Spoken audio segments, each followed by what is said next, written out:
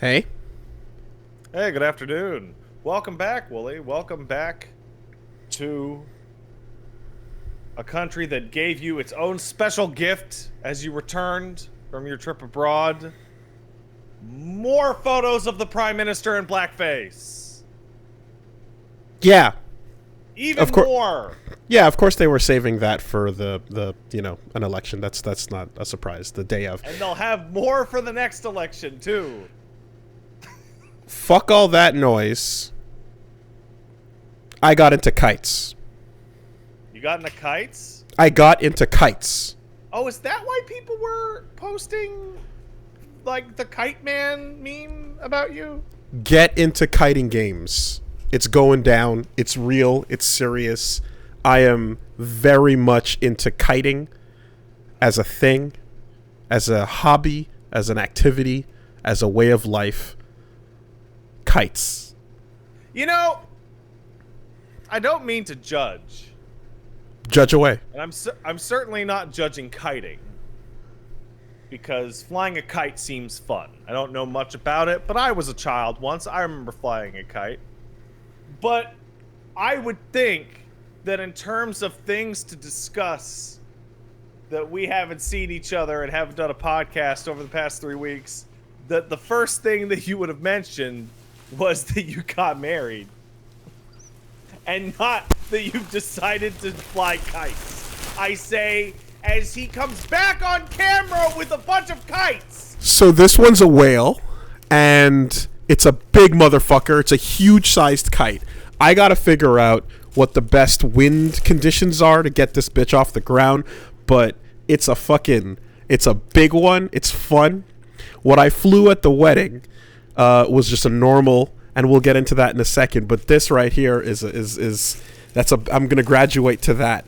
All right, over here we've got a power kite that you use two hands to control, separate different grips, and you use your angling. You really get your heels in the dirt, and you can get some tricks going with it. Pretty dope. And then we've got these trainer kites over here, which are the big boys. These are sport kites, and they come with a control bar, so you really get some traction going on with these. And they can pick you up and send you flying if you're not real careful. I'm into kites, bro. I'm into kites. No, Willie, you are a tall, like, well-built dude. You are not gonna sit there and tell me that a wind-powered piece of fabric is going to pick you up off the ground and fly you away if you are not giving it its due diligence. It will not fly me away, but it will launch me off of the nearest death drop if I'm not careful and doing it in an irresponsible location. Now, here's the thing. Why are you flying kites next to cliffs? Yeah, well, that's that's already your fault, and you know, I mean, you know, we in the kiting community have a way of encouraging you to scope out the right type of elevation. You want flat ground. You want to be on the the before side of the wind hitting a tree if possible. You want to be, anyways. Kiting is a lot of fun, it turns out. What was the kiting impetus? Well, in order to tell that, I suppose then we get into the fact that, yeah, I got married. And thank you. And that's the sound my hand makes when it hits a table now. Hey, you want to hear something hilarious? I broke my ring. What? Like, you're wearing yours now? I literally almost, like, snapped mine in half yesterday. I was coming out of the bathroom, and I closed the door on my hand so hard that I bent it into, like, a fucking sharp oval, and I needed Paige's help to get it off my hand. I assume it was not made of candy and cereal plastics. No, it's made out of gold, which is soft. The softest metal. Well, don't do that. Be careful. Yeah. And be aware Now I gotta get my ring repaired. So be careful when you're dealing with sliding doors. Be careful of your fancy, like, important ring. You can hurt it. Yeah, there's I've never really kept finger rings on my finger for an extended period of time, so there's definitely a period of getting used to this feeling that I have to get adjusted. To I have to. It's I now feel completely naked without it on. Interesting. I'm like legitimately consistently uncomfortable. I had a hard time falling asleep last night because I always do this thing where I press my middle finger and my pinky against my ring finger and go, "Yep, still on." And I would do that, and it's not there, and my brain would go, "Oh shit, you lost it." That's important. Don't lose that. So if you already are there, then that means you're getting used to it like before the day. I like waited till the day of. Yeah. And that means like, okay, so all the getting used to it is as of, that night. And first night sleeping with it, I think, well, I don't think I subconsciously, I think it slipped off. I think it slipped off the first night I slept with it. And I don't think I was just like pulling and playing to be like, what's on my finger in my sleep, but it's not impossible that occurred. That's your subconscious. Just immediately going like, oh no, I gotta get it. Oh no, I'm trapped. But every night since then it's been fine, so that's a thing. Well, your hands, I mean, when I got fitted for mine, I was like, it's a little tight. And they're like, no, it's supposed to be a little tight. Your hand will deal with it. And now I have like I haven't worn it in about 24 hours, I guess. And it's like, I have like a marked indentation that's not like puffing back up. No, I went one size up from it's supposed to be this tight size, because I would hate it at that. It would just be really, so I'm like, I'd go for the comfort thing, and it's fine, because my big fat hands are not gonna have it slide off too much too easily, because once it goes up to the bottom knuckle, it's kind of stuck. But yeah, so the impetus for what I have discussed with this whole kiting thing is that the kites, yes. Yeah, so my wedding day was planned to more or less be just a fun, simple day of me and Punch Wife, as we've upgraded it to, just hanging out, and just us, and I'm just thinking you've embarked on like a bizarre nicknaming convention, because it's Punch Mom and will be upgraded to Punch Wife, and then possibly in the future re-upgraded back to Punch Mom. Yeah. Now the important thing is that you don't say it slowly. You don't say it with any spaces or hyphens or commas. You have to say it all together. It's Punch Wife. You can't leave any gaps there. Think about Wife. Yeah. Wife fight back. And yeah, some we had a good time, and we did some things. But what's relevant here is that one of the activities was the flying of a kite, and I thought that would be a fun little whimsical thing to do. Let's fly a kite together. Like, is that like? No, it's just you love soaring into the sky or something. But not really. The kite itself was a pizza. There's nothing symbolic about that. It's just a pizza. What? A slice of pizza. Like, the design. Okay, all right, because I saw the photo, and in my brain I'm like, are you telling me that you put string into a pizza box and just threw it into the air, and it was windy? The design of the kite was a slice of pizza, and we flew that pizza. Okay, all right. And that's it. And it was really cool. A lot of fun was had, and we were basically able to get a nice draft coming up from the Chateau Frontenac, big old castle in Quebec City. We got a castle in this province. It's nice. Really, really pretty. So the wind was doing good, and then we had some photos taken, and even a little drone was dispatched to get some really cool shots, and it was a good time. That makes a lot of sense. Yeah. That makes more sense. Now, immediately after flying a little bit of it, I was like, oh, that's cool. And then on the last one, we got some real big air, and I just something just kind of unlocked. And I went, oh, this is awesome. This is really, really cool.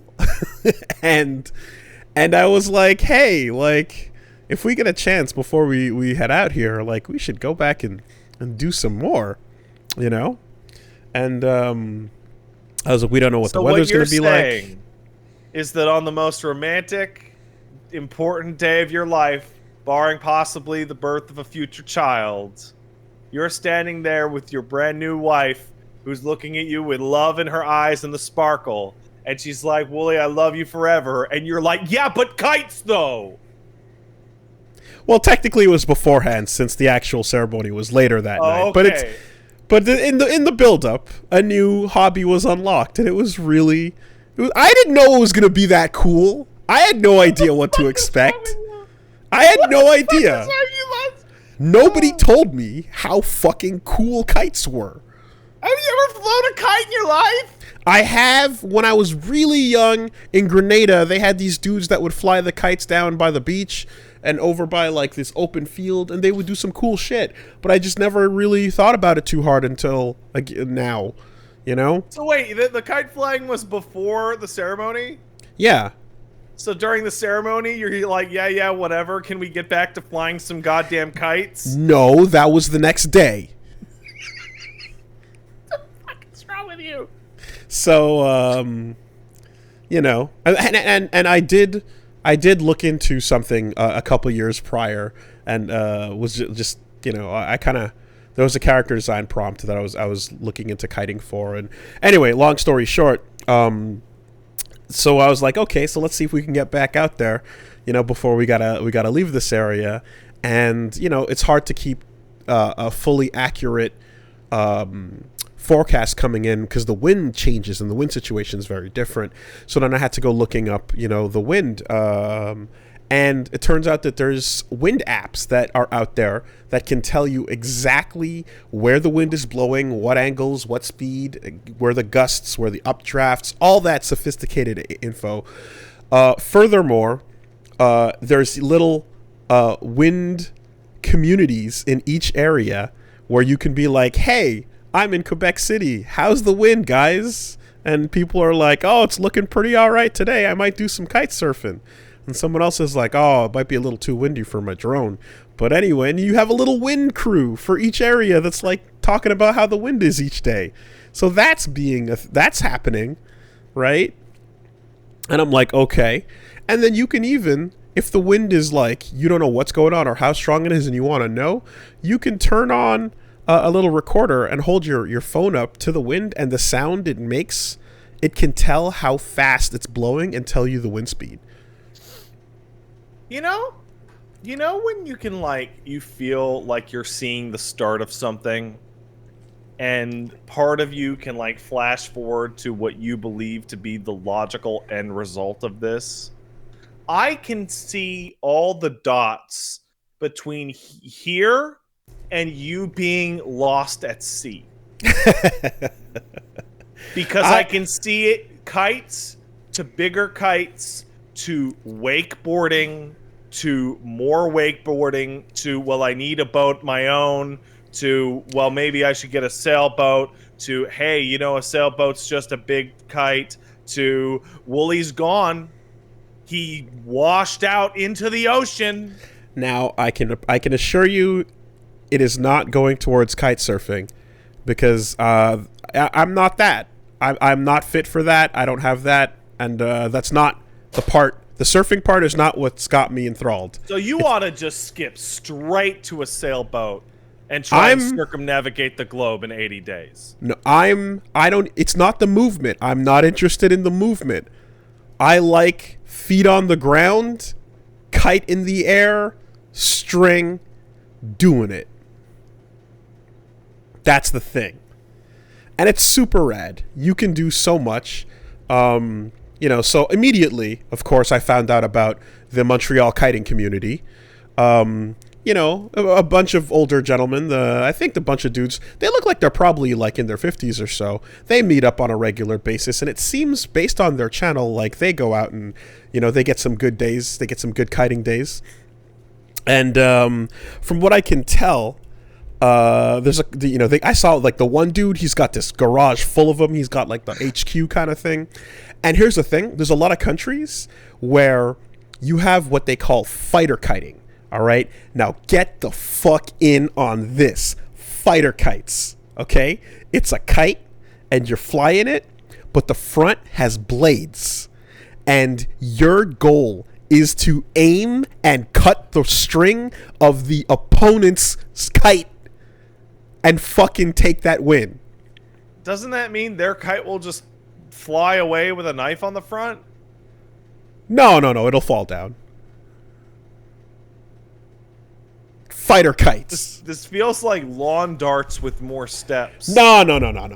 Fighter kites, man. Okay. So that's a thing, and that happens in a lot of places. A lot of different countries have their own names for it. Pretty big. I know they've got. I saw that they had some in Cambodia and Vietnam. They do it. Indonesia's got it going on. Afghanistan does it a little bit. But some places they kind of were like, "Hey, you stop doing it in the city. Obviously, that's a bad idea. So you got to make sure you go out to some open field. Make sure you got some open space. Don't do it in traffic. Don't be stupid. A lot of safety to keep in mind. But once you get that in place, you can go that direction with it. I'm not even ready for that level. I'm just saying fighter kites is a thing that it's just one branch we can head towards. But in the meantime, I'm just like, hey, I got what I got. And it's just wind and the thing and just learning how to control it. I have to say, Wooly, your transition into Boomer Dad was a lot faster in this process than I expected. It's like as if the instant the metal touched your body, you started to transmogrify into a different version of yourself. If that's what it means to be a boomer dad, is to be into rad activities, then fucking boom me up. Because I'm going to be out there on that wind. And, she already knows about it. She saw it happen. There's literally... There's How photo does and the new wife feel of kites? Yeah, she knows. She thinks it's cute, That's the answer. That's the answer. It's hey, look. I've been told that it's pretty wholesome to get into. There's a lot of things you can get into. That's a pretty random wholesome one, and I'll take that. That's fine. I just see in the back of her mind, like, oh, we're doing this shit now. We're doing kites. Okay. I mean, there's video and photo evidence of the moment it unlocks inside me. And I'm looking at it. It goes from like, hey, yeah, this is pretty cool, to like flapjack captain just whoa. Oh. So what? So that then led to, because there was the trip back, of course, from the castle, and then taking off for the Iceland. That was for the honeymoon, and so in between there was a quick stop back home in Montreal. I didn't go straight, there. You went to QC and then you came back here because okay, that makes sense. Luggage wise, that would have been nutty. You know what I mean? So. I'm not going to fly out with a wedding dress and a suit, you know what I mean? But I on the way back, like, I had ordered these kites to try and get them to the house in time so that I can grab them, because where the fuck is windier than one of the places that's got uninterrupted winds from the fucking North Pole? So I tried to get the order in. And unfortunately the deliveries were made while I was at the airport, so I didn't get them in time. Bummer. Huge honeymoon bummer. Ruined. No, because I still had my pizza kite and my other pizza kite. So the kite that we already had was still there, and that came with. And you bet your ass I fucking got some good kiting done, because Iceland's got some nice, what they call fosses. They're waterfalls, and the wind blows, and then you can get some fucking just perfect wind, you know? It was a good time. I got some tricks. I learned how to like control it a little bit more consistently, and like, you know, Punch Mom's holding the camera out, Punch Wife is holding the camera out, and I was getting some flybys, some swoops, you know, getting low, getting high. Yeah, man, good shit. So how's Reykjavik? Yeah, Reykjavik is cool. Did you see the city, or just preoccupied with the sky? Well, we were in Reykjavik, and when I got there, I was like, you know, while I'm here, let's just scope out the situation. And it turns out there's not much of a kiting community in Reykjavik. You know, Iceland is got a population of 340,000 or so, not very much, so makes sense. But there's one guy, and he has a website. And on his website, it's like, hey, I've got some kites. I do a little bit of kiteboarding. I don't know, call me. And I was like, okay. So I just called some guy, and he was like, hey, oh, are you an American? You know? And I was like, no, I'm from Canada, but I'm in Reykjavik. I'm here for a couple days. I'm out of town. And he's like, oh, you're into kites? And I was like, yeah. And then we had a little conversation about it, you know, and his basis was more so kiteboarding, but he was like, yeah, you know, I got a few in the garage over here, you know. He's like, he basically explained, he's like, there's like me and like two other people, and that's it, you know. But I got in touch with the Icelandic kiting community. I got to see what they were about for a little bit, you know. I got a little description. Yeah, you know, hey, listen, this is the type of thing where what I like to do when I go places is get in touch with the fighting game community and see if I can go hang out at a local. But that's not the kind of thing. Nerds. We don't need them anymore. That's not the kind of thing that's happening currently. That's heavy. So, you know, that's what we found out. And the dude, okay, so she was sitting next to me, and the volume of the excitement of the guy for someone to just call in and be like, hey, so what's up with kites though? And he was so happy to talk about them. And so if you thought I was having a blast, you should hear that guy. Unironically recreated on your honeymoon that webcomic about, do you want a good time? Call this number in a bathroom stall. And he meets up with a guy, and they go paragliding, and he goes, I can't believe no one called the number before. Yeah, you know, and I mean, the guy had some good tips, you know, especially he's like, if you do go surfing, you don't want to teach yourself. He does teach lessons, and he did give some a heads up. But so that was there, you know. But besides that, there was the actual nation of Iceland, which really small. Like you mentioned, 300K, right? Yeah, really small. Reykjavik is really the only major city.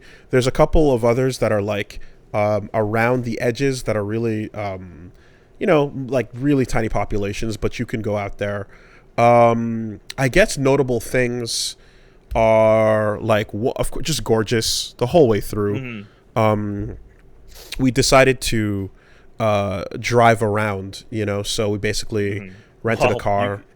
Could you not just drive around like the whole country in like a day? Well, that's the plan, right? The plan was to, like, instead of, you know, doing a sort of like, I don't know, bus tourism adventure or anything, we're just going to rent like a car and do our own little road trip.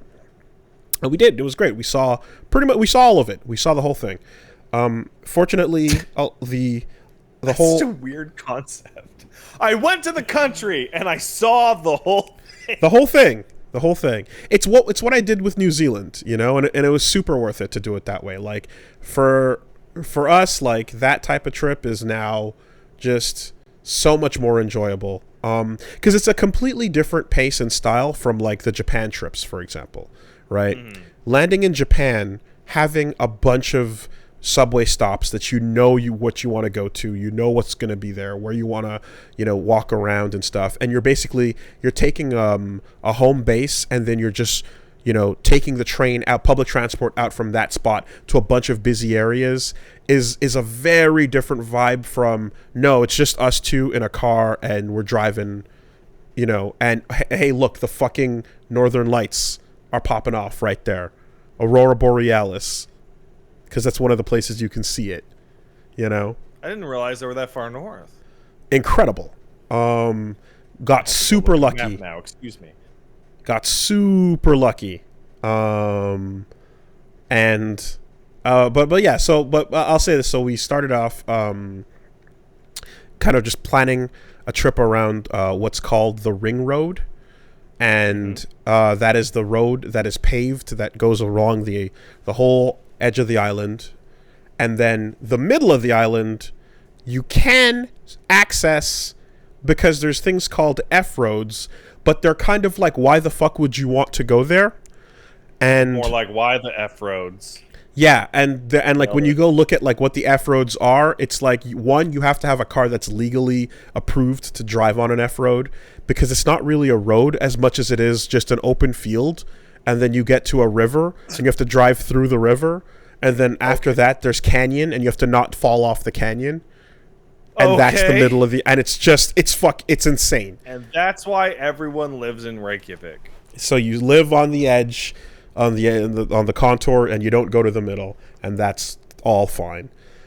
Lots of beautiful sights and sounds just doing that anyway. The mountains are glorious vistas, and it fucking rains all the time, but when it doesn't, it's also beautiful. Sheep everywhere. There's night sheep.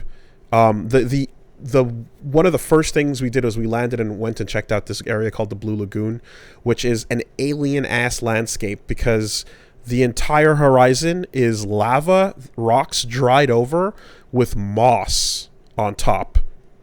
And then no trees, no brush, no other vegetation, just rocks and moss. And you're like, I'm on Namek. I'm looking at fucking Namek, We go around. It looks like Death Stranding. Yes, in fact, the river. Suspiciously like Death Stranding. The Hartman Lake. Mm-hmm. The Heart Lake, the crater. Yeah, I went there. Oh yeah. And was like, there. That's it. That's the crater. There's the lake. I'm standing on it. Absolutely saw that. These all sound like good places to fly a kite. Yeah, it was kind of raining at that time, but you want to get flat ground, not heights. Not heights. You want flat ground. I hiked up a dormant volcano. Found out that you live on a dormant volcano. Well, I looked that up, and not exactly. Mont Royal is not exactly confirmed to be a dormant volcano. There has been lava that was beneath it like years and years ago, but there's never been any proof of any eruption here, so it doesn't exactly count. The next one will be really big. There are like 4 or 5 confirmed possible volcanoes in Canada, and they're not here. Finding this out was a part of this trip. Did that, and then that was just a massive, insane thing to just look into the basin of. I was also, I discovered I'm a very grouchy uphill hiker, and I'm not a fan of. Yeah, I'm not a big hiking guy, I think. So what's really weird is that you people who can see me or know what I look like, I'm a tiny fat bitch. This is true.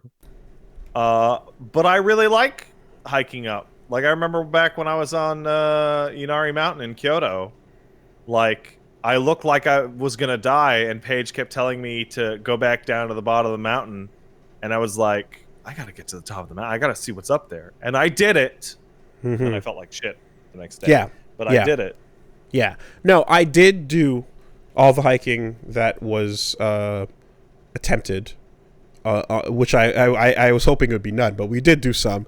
More like one and then another, but I'm not. It's just not my thing. Especially not my thing when I'm the absolute least in shape I have ever been in my entire life, coming off of the couch of pandemic, right? Listen, the pandemic couch is comfy and soft. Yeah. So that's a thing. You know, of course, too, you know, like, it goes without saying, but the supreme weirdness and shock of just outside world in itself, like, and being immersed in it, so, like, from being ripped out of, you know, my house and thrown into, like, outside world is just like, whoa, this is all so have nuts you been and in weird. a situation where, like, you, like, this is more of a pandemic question, I guess. How often do you go outside a day? Today? No, in general. In general, not often, and even with or without, like, a lot of days go by without any outside. Okay, because, like, I had that hit me real bad right before we got the pooch. Yeah. Right? And it was one of the reasons we got the pooch, which was we were realizing that we were, like, spending, like, 20 days without opening the door. Mm-hmm. You know? And we were like, oh, we're getting weird, and this is not healthy, and we will never be able to readjust. And so now I walk the dog twice a day, and so, like, it's like, oh, breath of fresh air. But if you went from, like, mostly isolated to, like, the vast expanses of a foreign landscape, crazy. Yeah, that's probably pretty extreme. Crazy. But you know, like, and it was a re-immersion into society of sorts, and then some. And like, yeah, and it was something that, you know, you're kind of just you're aware of it the whole time, and you know, it also is affecting, like, how we plan things. And, you know, we had our days of, like, okay, well, this day, like, you know, fuck going to see this thing, we got to go do a PCR test, you know, and did a couple of those and whatever. But yeah, it was still corona free. Absolutely. Fantastic. Yep.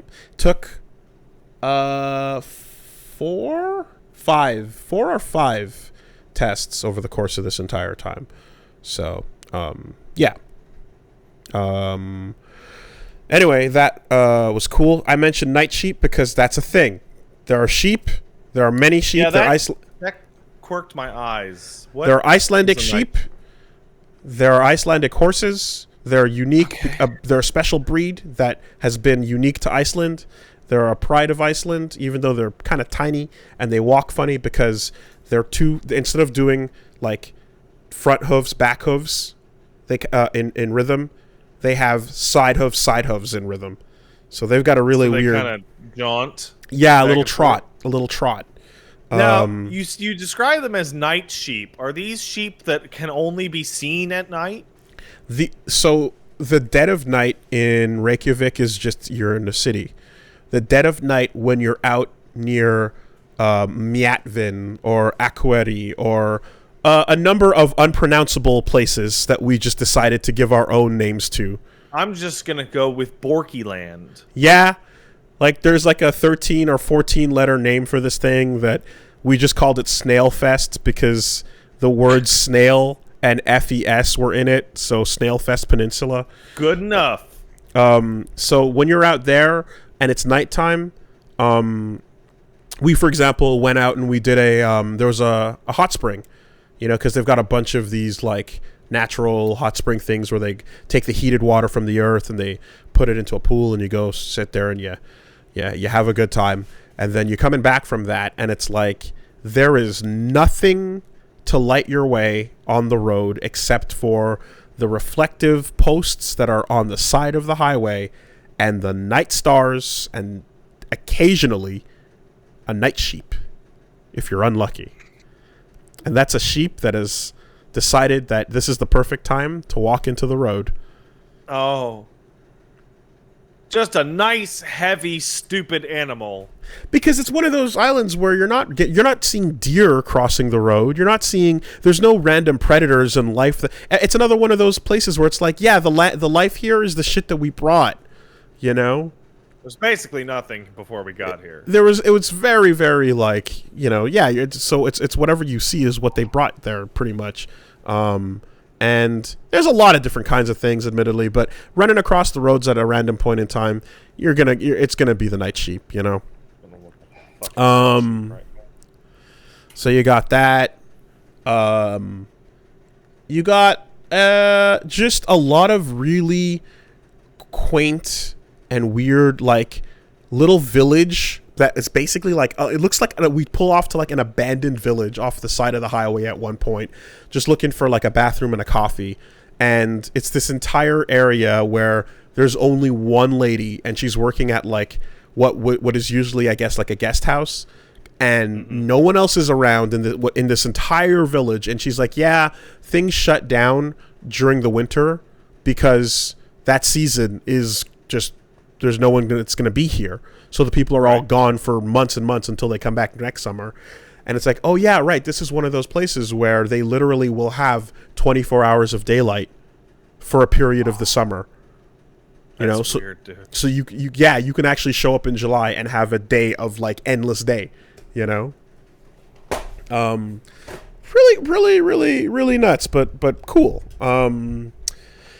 Saw pretty much all of it. We really did get a chance. There's a couple of places we didn't go to. We didn't get to check out the West Fjords or anything, but got to see the side of a glacier. Took a boat out to the wall and looked at this giant chunk of ice that is basically 1,000 years of history you're staring at, because it's got the like layers of ice, and then every time there's a black line going across it, it's where a volcano erupted, and then time continued, and then another volcano erupted, and then time continued.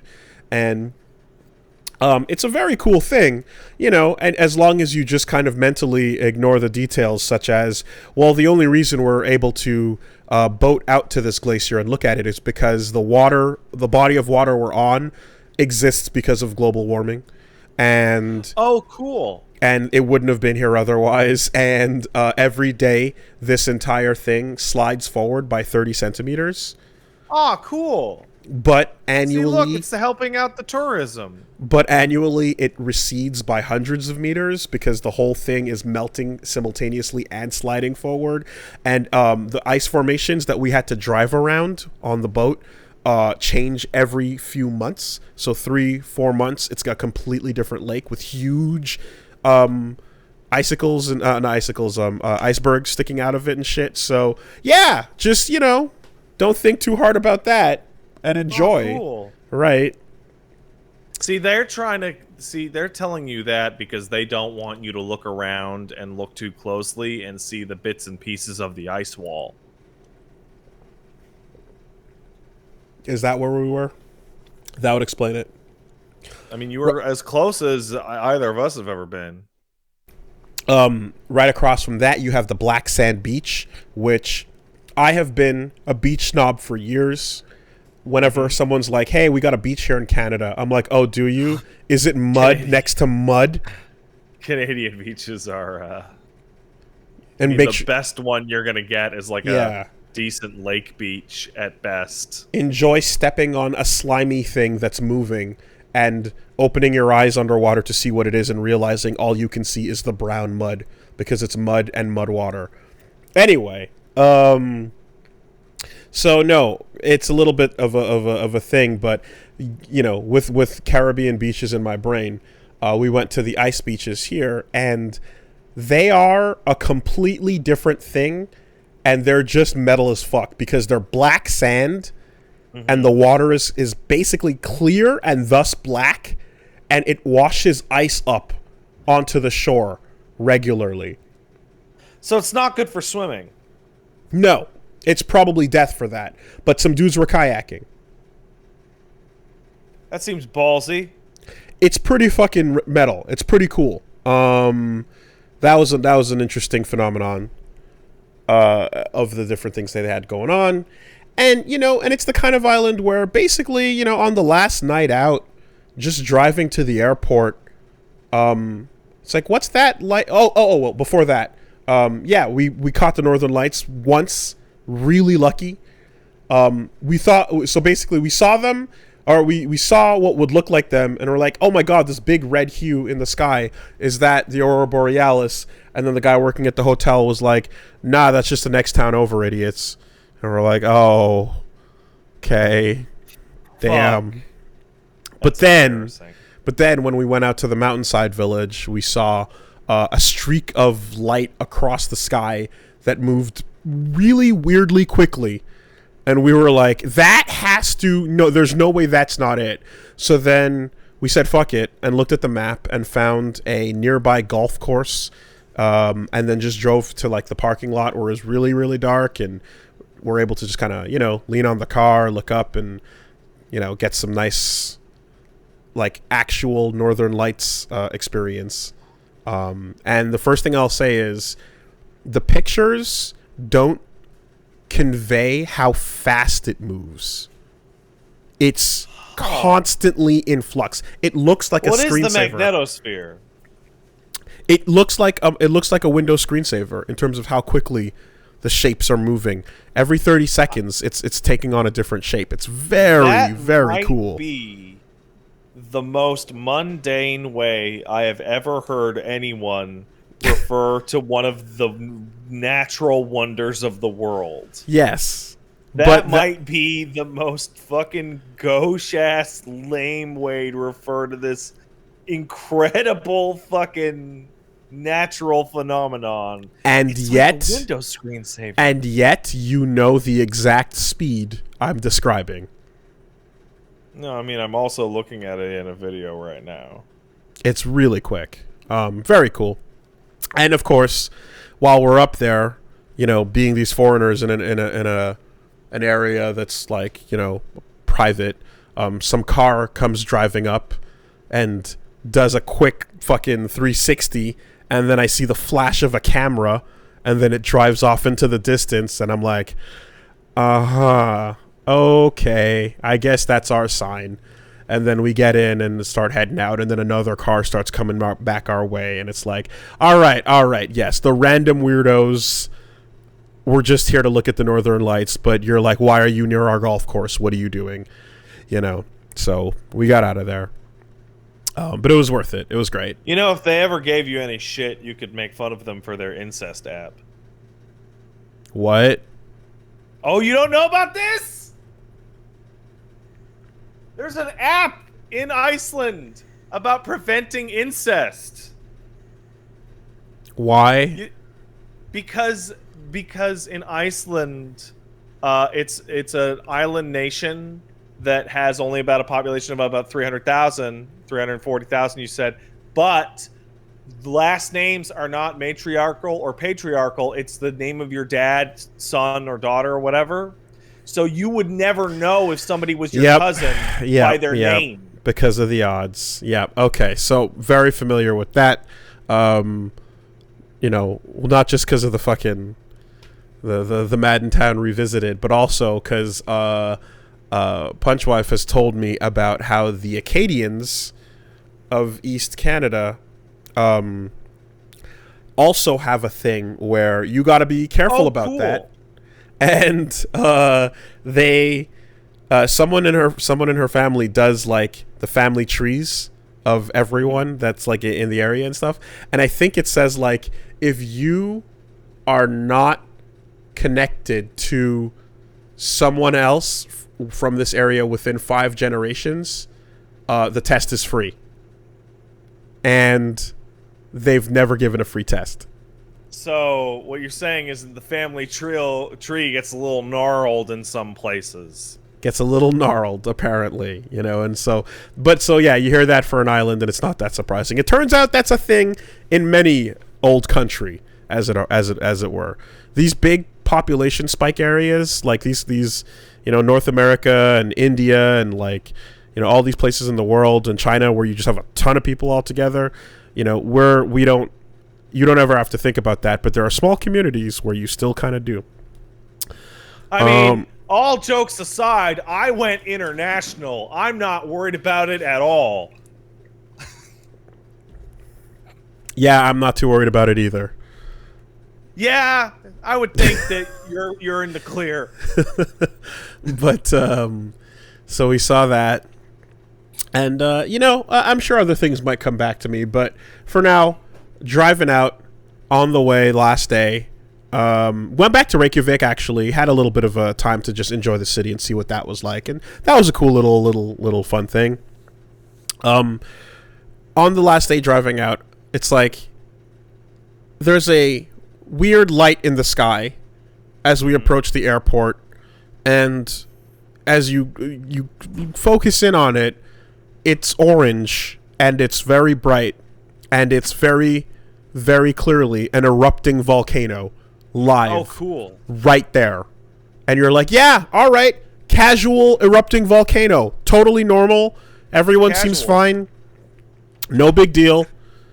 And I'm just like, yep, okay, we seen it. We did it.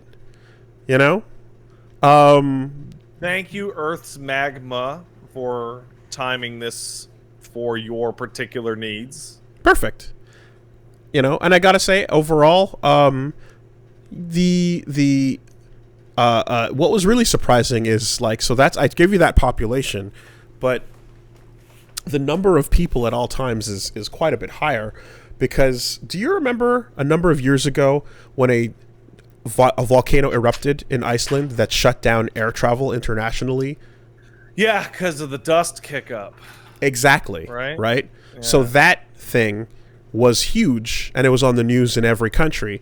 And when they were showing off the the dust kick up and the country where all flights were shut down, or that caused all flights to be shut down, people saw a really pretty island and went, oh shit, I should go there. And so it became a huge population, a huge tourist destination because of that thing. Now, I had no idea. This was just a place that was always on my bucket list of like, oh, that'd be a pretty place to go see one day, Mm-hmm. But it turns out that happened in the last 10 years. So they basically now they went from having very little to now having like a group of about 2 million tourists for the 340,000 actual people from Iceland, on a regular basis. It's a wild change. I remember a while ago, one of the largest little big deals that Iceland or Reykjavik would encounter would be like the fucking EVE Online convention, where like the heads of the EVE Online government would come and meet with the fucking devs out there, and that was their big tourist thing. That feels pretty quaint, all things considered. Yeah, and I did experience, of course, some of the Bork here and there. I think the funniest one being Disney characters with the label Imagine Bullyland on them. And I'm like, what? And it's like, hey, look, it's all of your favorite Bullyland characters, like Moana and Mickey.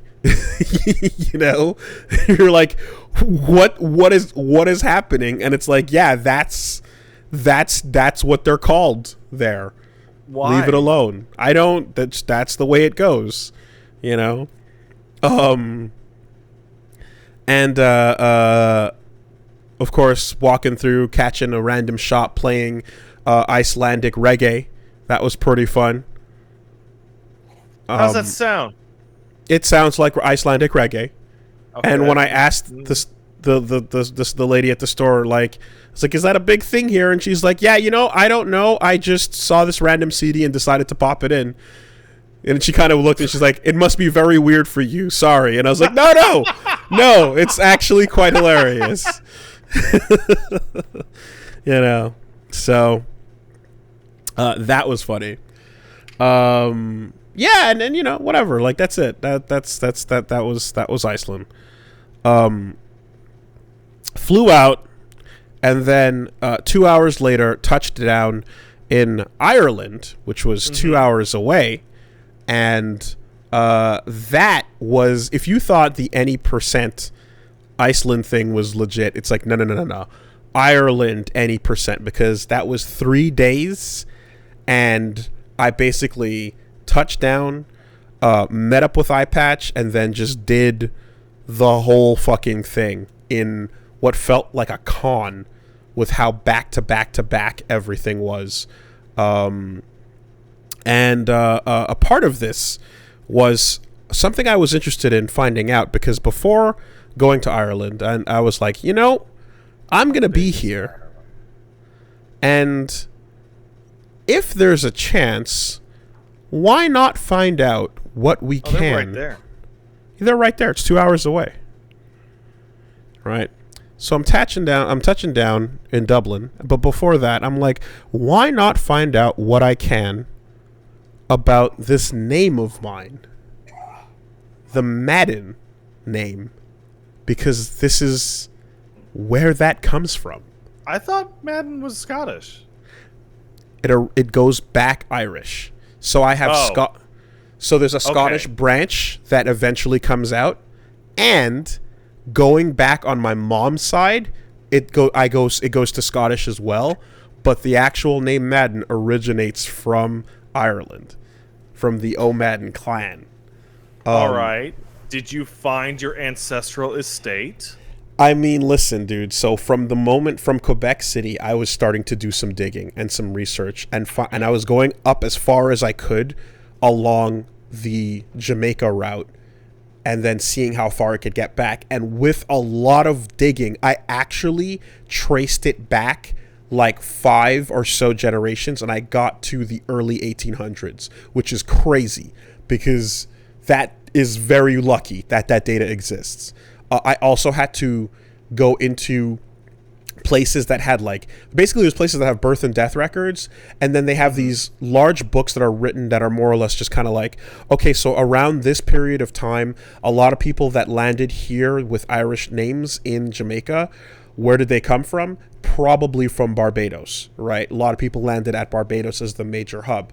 Okay, why did they have these names though? Where did they come from? And you're trying to figure it out and work backwards and get to a point where you're like, either someone with that name passed it down, or some slaves took this name upon being freed from is the plantation they worked on, or the master that they had.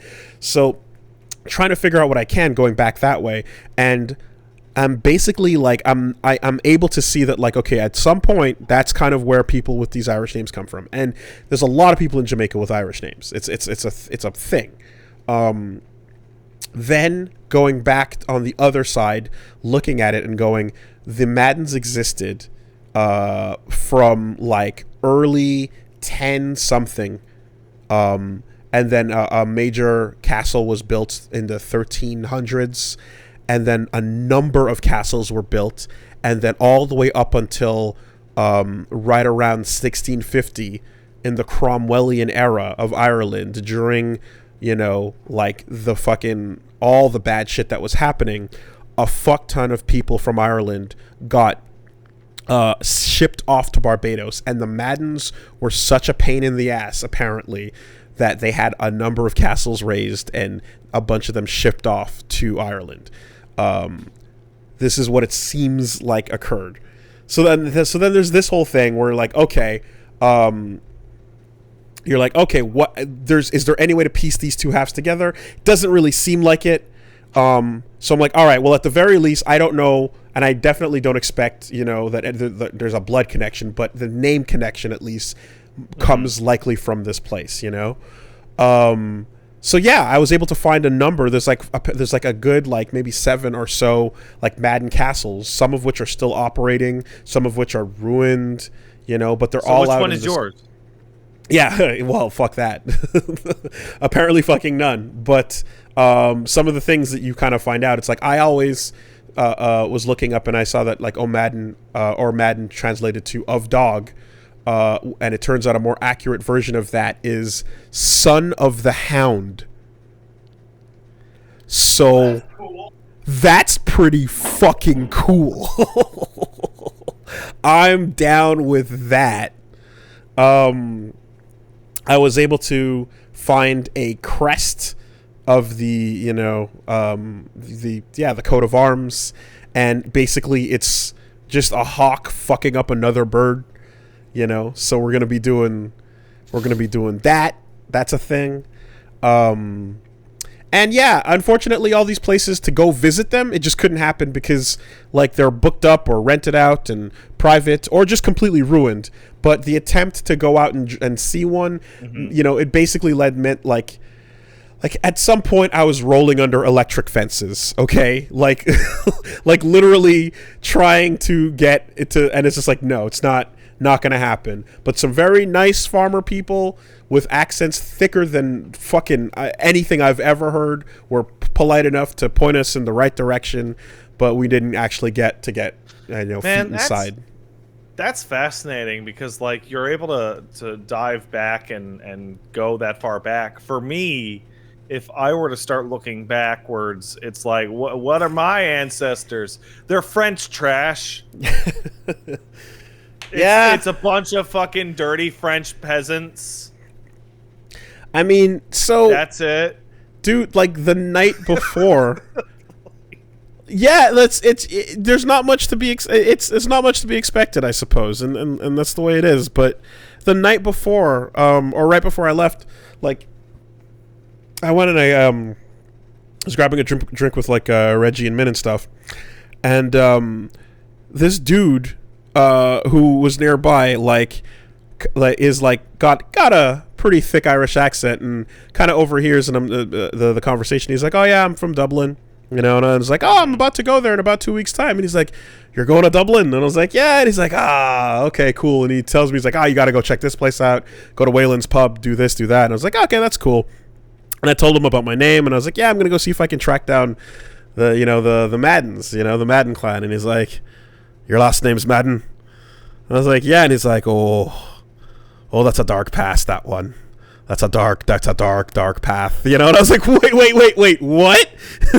What are you talking about, dude? And I was like, do you know about like the Madden castles and stuff? He's like, oh yeah, no, I know where they are, and you know, just a whole lot of pain back there, you know. And I was like, what the fuck? Like, what are you saying, dude? Right? This dude's like, he's like, no, I'm telling you, know. And he's like, yeah, he's like, yeah, I know they got a couple of them out in Galway, you know, and you can, you know, the thing to understand is that he's like, he basically explains that like there were a lot of places that they were, well, one, during the Cromwellian era, there were huge pains in the ass and like massively fuck the queen and all that shit. But a lot of that was because they were just like assholes in general to a bunch of people, or at least in some areas they were. And according to this dude, which I don't know if this is verified or not, and you know, I haven't seen it in my research, but he was just telling me, drunken guy from Dublin on the street says that, you know, this is a reliable source. Do trust me. He says that the Maddens, or at least one of the Madden strongholds, was one of the first places to implement prima nocta. What is that again? Have you seen Braveheart? It's been maybe 20 years. So that's the thing where anyone gets married on your land, and the lord of that land gets first crack on the wedding night, and then you get her after that. Yeah. So this dude's like, yeah, you know, it was one of the first places to implement prima nocta. You know, and I was just like, are you fucking kidding me, dude? And he's like, oh, it's a dark way to go. It's a dark way to go if you want to look that up, you know. And I was like, okay, man, all right, that's wild, you know.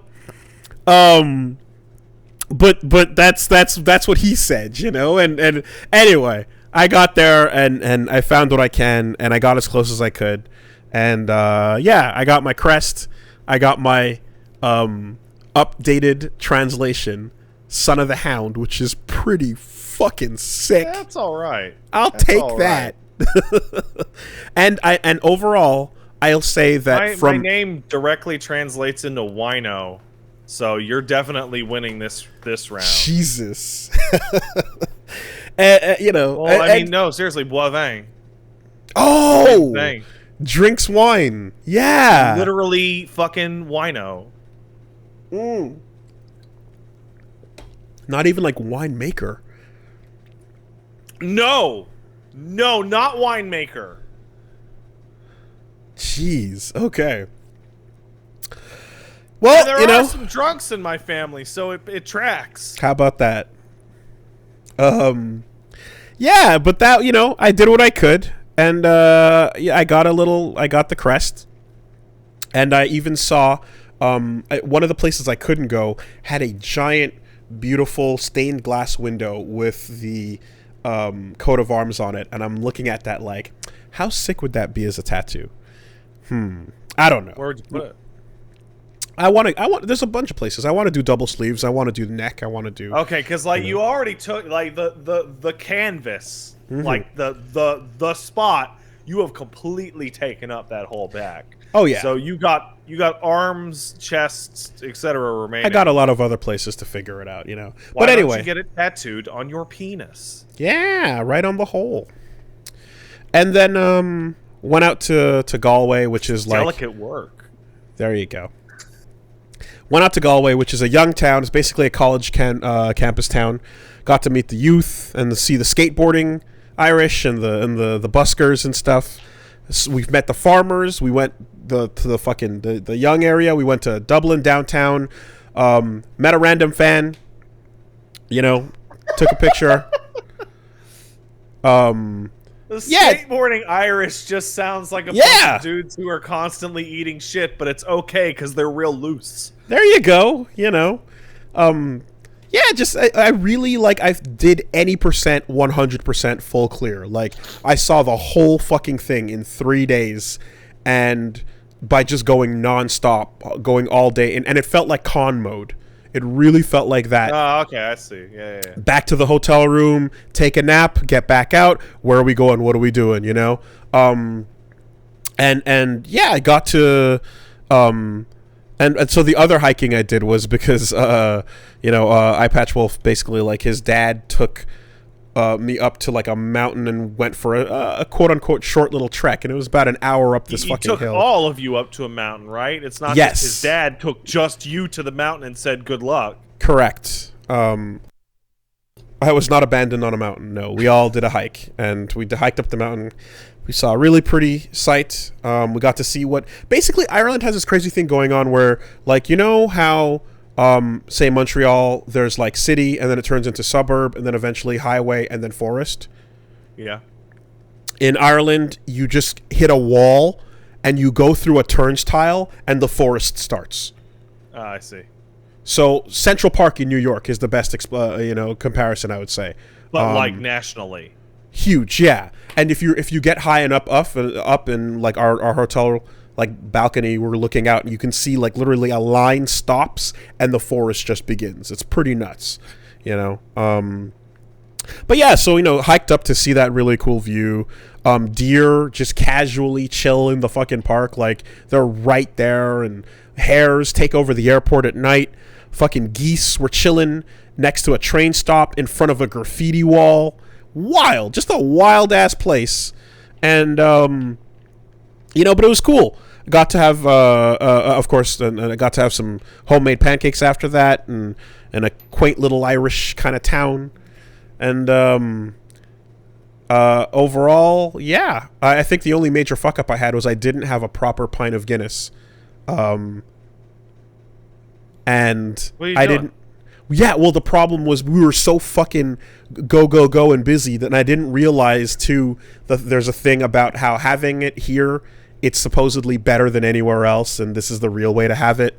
So that was a proper fuck up. You went down to Ireland in part to discover your ancient roots in the nation, only to not have a pint at the pub? I tried. And the night we planned to go, the pub was closed by the time we got there. And it randomly turned out to be the pub that Conor McGregor punched a dude at for not drinking a shot of his proper 12. So then he bought the fucking bar out and banned that guy. It was an old dude, too, because he's a fucking asshole. Anyway, that pub... yeah, they were closed, so didn't work out, unfortunately. But But that's that was it. I did a little showed up on the Let's Fight a Boss podcast, which came out I think a day or two ago, so that was a cool little drop. And of course I was able to also see that there was a store called Dublin Kites. They unfortunately were too far away for us to fit it into the day, but it does exist. That's a shame. That's rough. And the cliffs that you think of, those are windy cliffs. You could probably get some good kiting in there, but they're dangerous, so I wouldn't recommend it.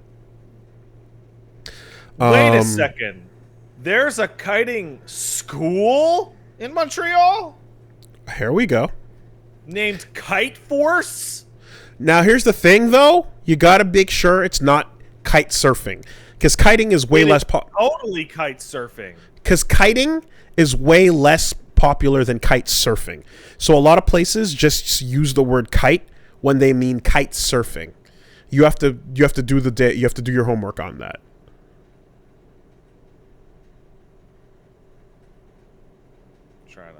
Okay. Oh, I found the kiting. Oh, man. The people on this website look like fucking dorks. Yeah, no. Kite surfing is a different thing, and they just, it's so much more popular than actual kiting that they just take the name. The Reflex Double X Revolution is on sale, and there's a school on how to pilot it. I can't wait to join the kiting community and find out all the drama and who hates who and who you're not supposed to hang out with and who not to trust. Those motherfuckers, they use hollow fucking tubes for their kites. That's bullshit. That's non-regulation. Yeah. All in all, a lovely honeymoon was had, and sights and sounds were enjoyed. And what can I say? Fucking got hitched. Did it. Congrats on the wife.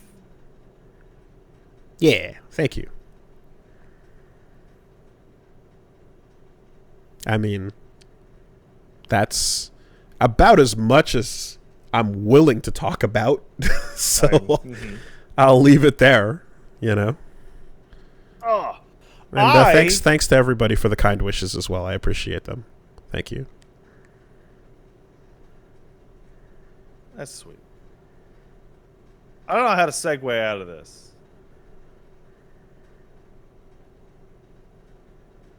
I ain't helping. So I didn't go kiting.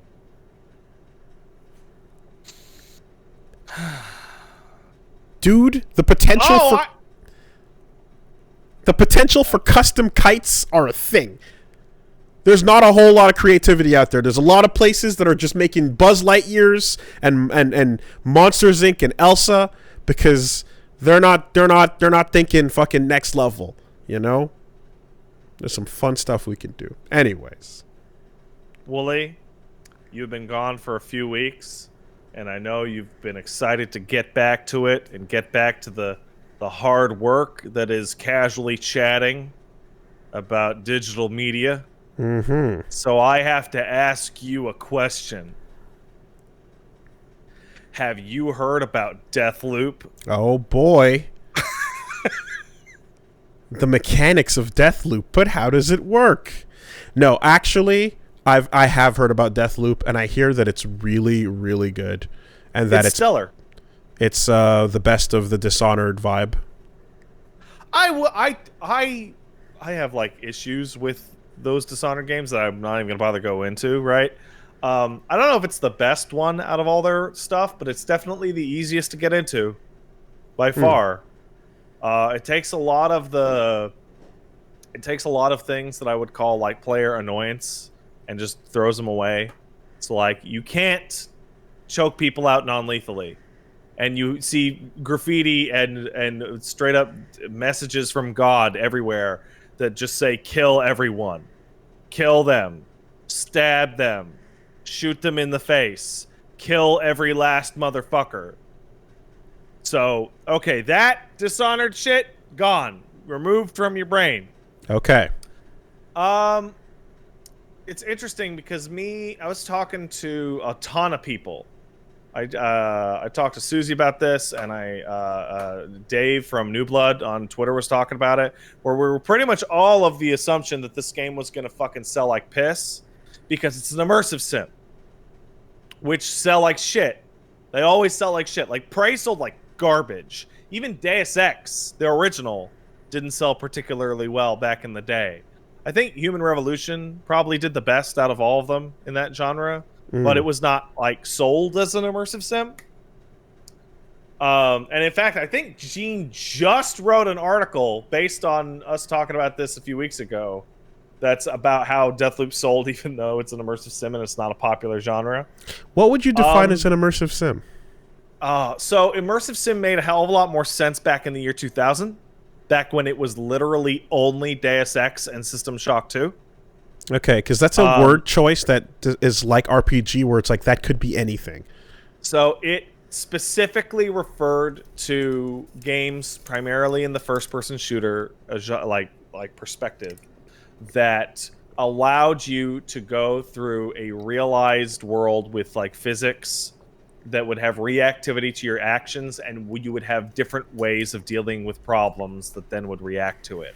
So think of Deus Ex or System Shock, where you could go quiet or sneaky, or a variation of in between, or use diplomacy. Like not an RPG, right? But and Thief is also in like the poster, not a poster, but like one of the progenitors for that.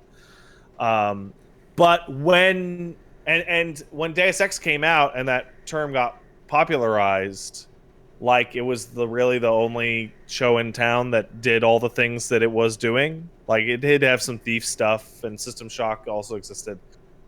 But now that every game has some level of physics interaction and choose your own thing, it basically refers to very specifically Thief, Deus Ex, System Shock, Prey kinds of games. Wander a realized environment, go through terminals, read people's email, sneak around, maybe shoot some people. I'm not gonna lie, I don't fully get it in terms of like, I'm sure there are games that will have all those things that break the mold if you want to strictly... Okay, you know what?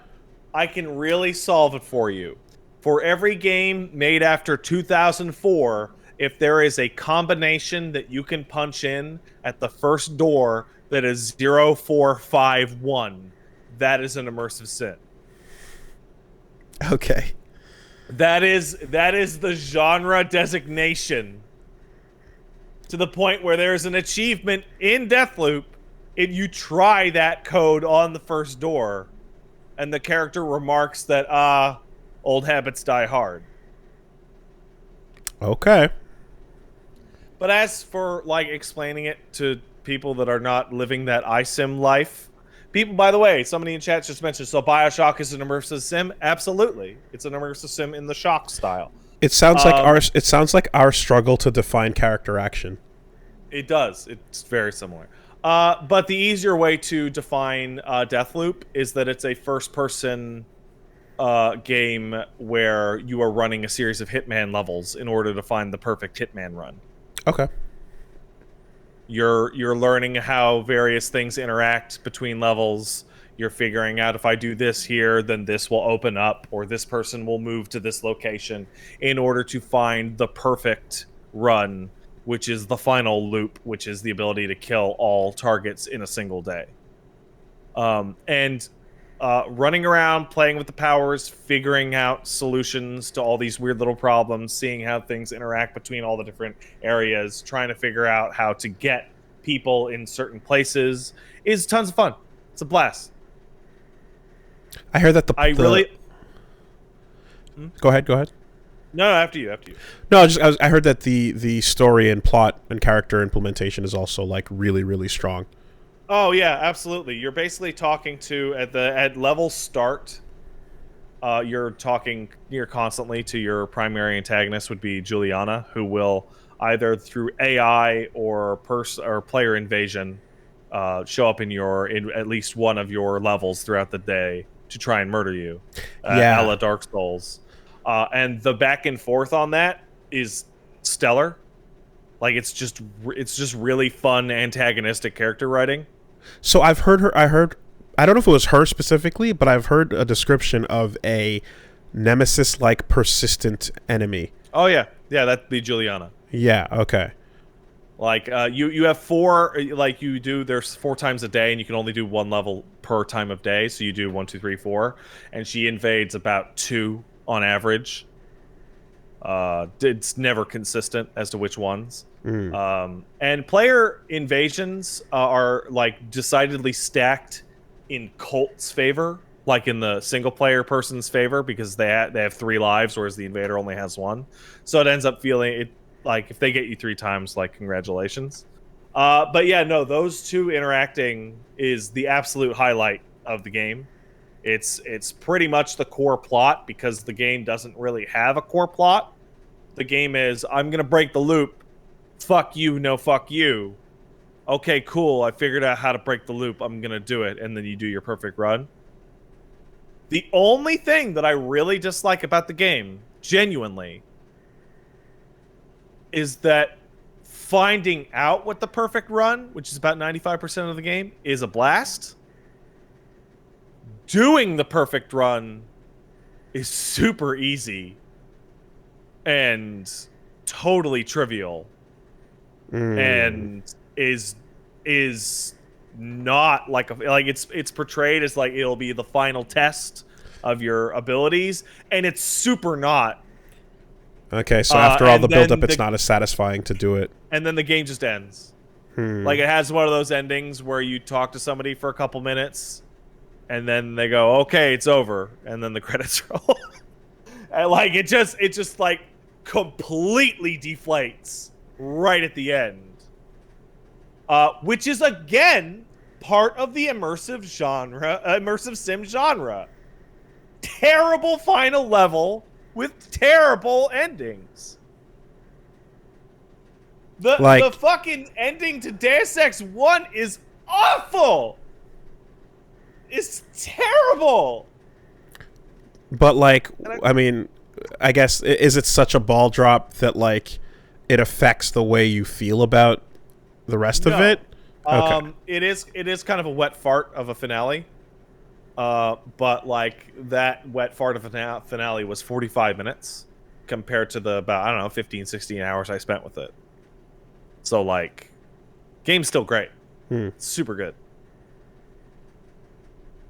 Okay. Deathloop was good.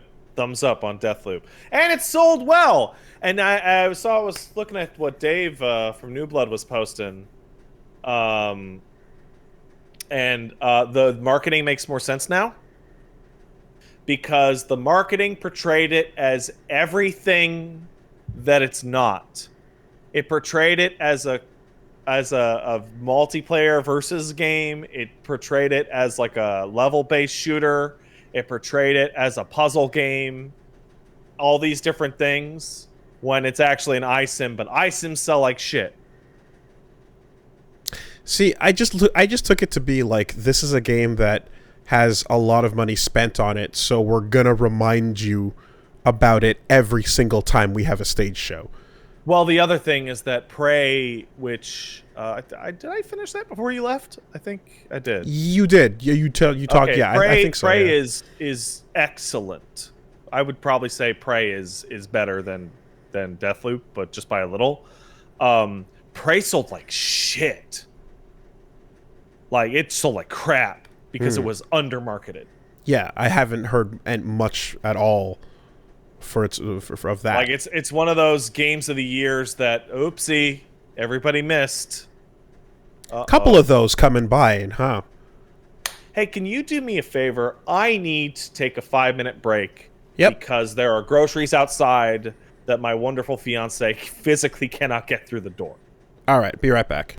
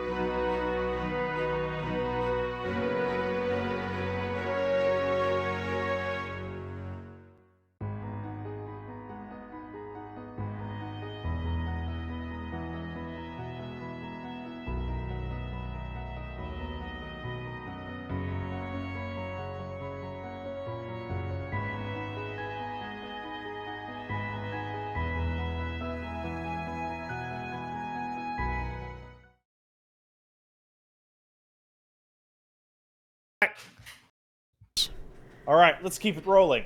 Well, in the past week or so, Toby Fox decided to do something what was called, what was it, the Deltarune stream on the Undertale anniversary for some reason. Like, that was the real name of the stream. Oh, I didn't know. I didn't hear anything about. I don't know what's going on. Yeah, so there was the Deltarune anniversary stream for some reason.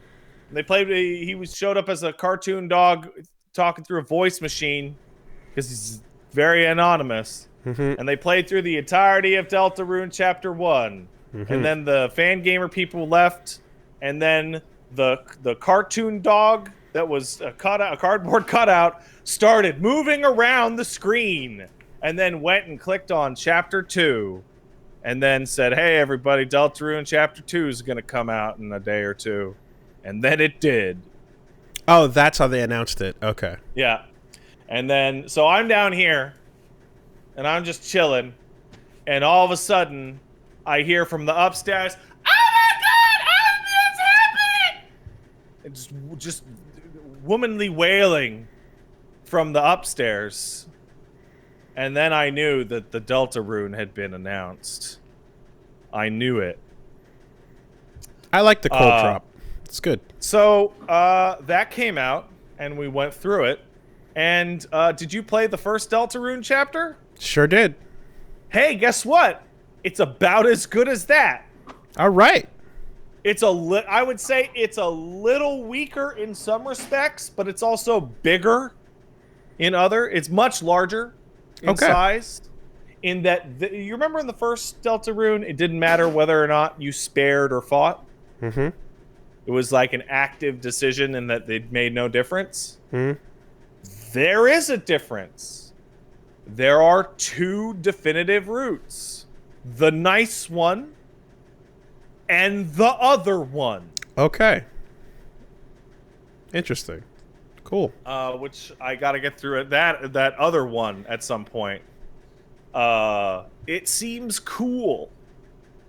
And it's also with the announcement that there will be 7 chapters. Whoa! Holy shit! And that 1 and 2 are on Steam for free now, and 3 to 5 will be the next batch and will be paid, and so will 6 and 7. God damn. Okay. And that Toby has like, you look at the credits for like Undertale versus Deltarune, and they're very small. Right? Yeah. They're like hilariously small. I guess that call for staff really worked out then, huh? So then you look at the credits for Deltarune Chapter 2, and there's a 1,000% increase in staff. Yeah. And then talking more that for 3 to 5, there will also be another staff up. Jesus Christ. Okay.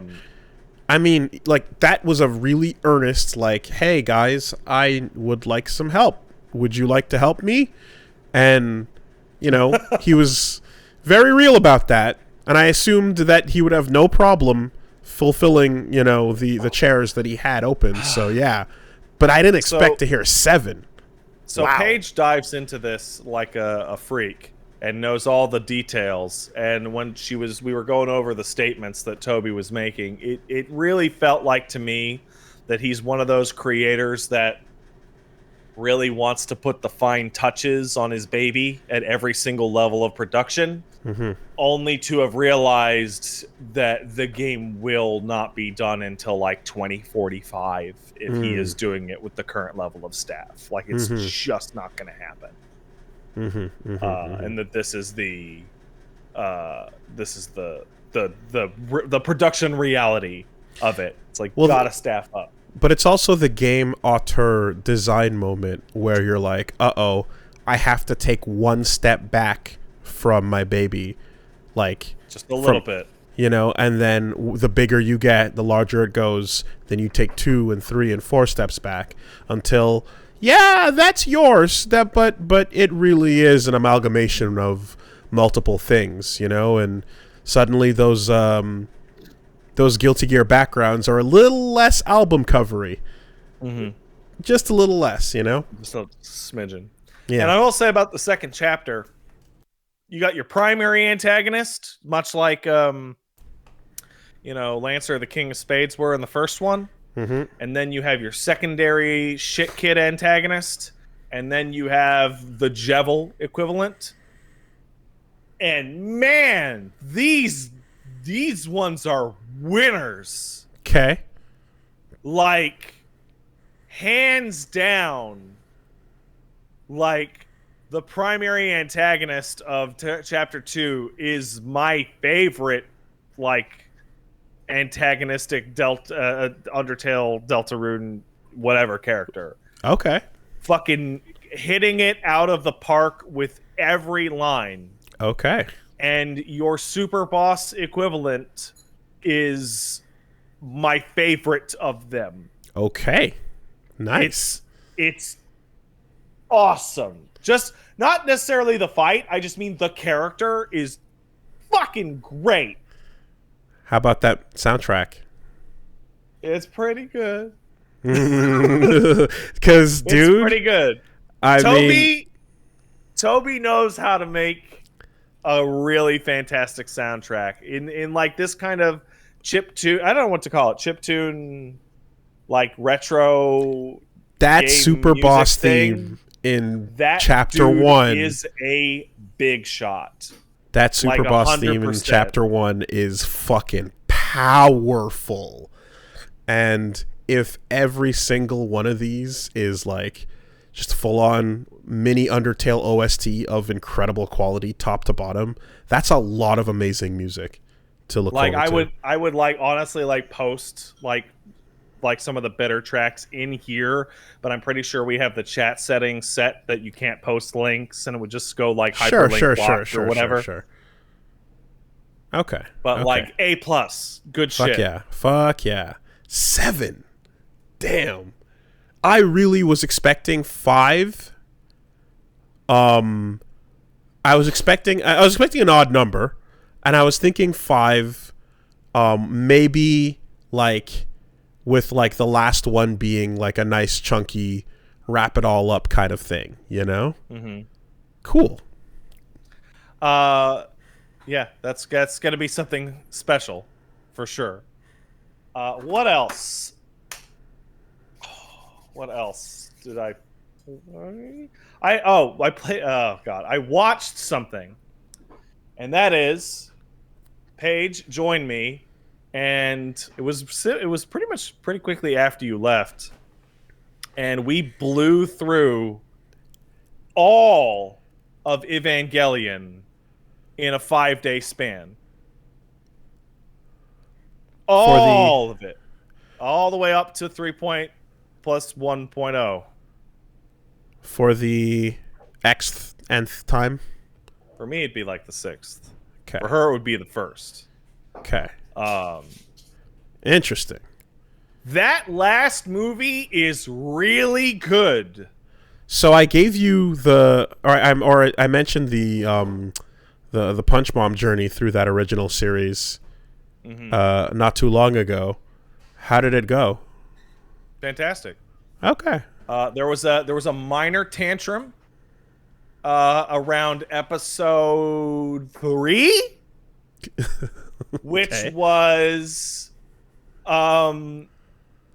hilarious now in hindsight, which was, what the fuck is wrong with all these people? Why are they acting like this? Why don't they just talk to each other? I don't know what's going on. Why are they doing that? I hate them. I hate this. I hate you. Yep. Which is kind of a perfect encapsulation. Beyond fair. To which I said, "Oh, honey, if you don't want to keep watching, it's fine. I'll just watch it by myself." To which I believe she replied, "No, fuck you. I'm invested now. I have to know what happens. You did this. Fuck you. Load up the next episode. When is Asuka showing up?" There you go. And when some folks asked her what she thought of it, she described it as a mirror holding a knife, which I think is a really fantastic breakdown of what it's like to watch Evangelion.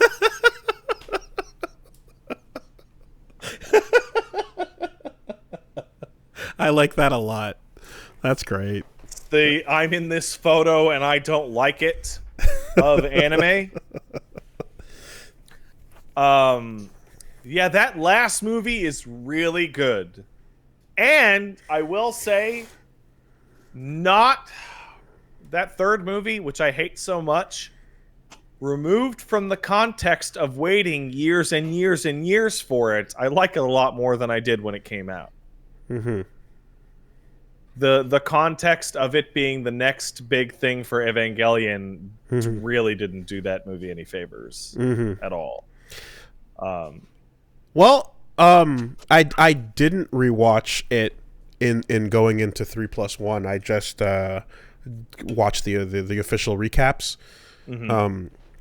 And you know, I mean, I mentioned it just before leaving, but yeah, the things that kind of stuck with me were just like, man, I still don't like these designs or this you know, this version of the world. Like, it seems... Oh, you're nuts. The visual design of all that shit is like the absolute highlight of the third and fourth movie. You lost your mind. The characters, I was like, I never was a fan of like the post jump look of them, but what I was saying is, like, as a send off, it's pretty good. It does a lot of work in, like, you know, going, all right, let's bring this whole thing to a close. But I have questions, you know? I mean, it's whatever. That's not that. But we have to crack open the spoiler to do that. So I'll just, you know. I will say, I guess this is a minor spoiler, but I don't think it's that big of a deal. Do you remember the, like, hey, the fourth movie is coming trailer? And I'm specifically talking about the trailer, in which there was a shot of, like, Unit 1 fighting a similar looking Unit 1 that looked like garbage. Like, it looked like the absolute shittiest CG fight scene ever. And I looked at that and I went, oh, that looks pretty bad. Only for then to get to the movie in which that scene looks way worse than I thought. Way worse. And then for about 10 seconds, I'm just like, what the oh, that's pretty good. That's pretty good. Yeah, I get it. You really are excited for Ultraman, Anno. You're really big excited for this kind of production. I didn't notice the scene you were talking about. Really? All right. Well, we could talk about that in a spoiler cast kind of thing if you like. That's pretty much all I want to talk about. I'll try and answer questions for you if you got any, because I have it kind of all fresh in my head. What else? No More Heroes 3 came out. Didn't finish it. Guess what? It's great. It plays well, and it's Suda51 going nuts and just having a video game where characters will sit around and talk about Miike movies for like an hour. That too, I hear, is the like let's treat this like the Metal Gear Solid 4 of the franchise. There's a podcast in that game.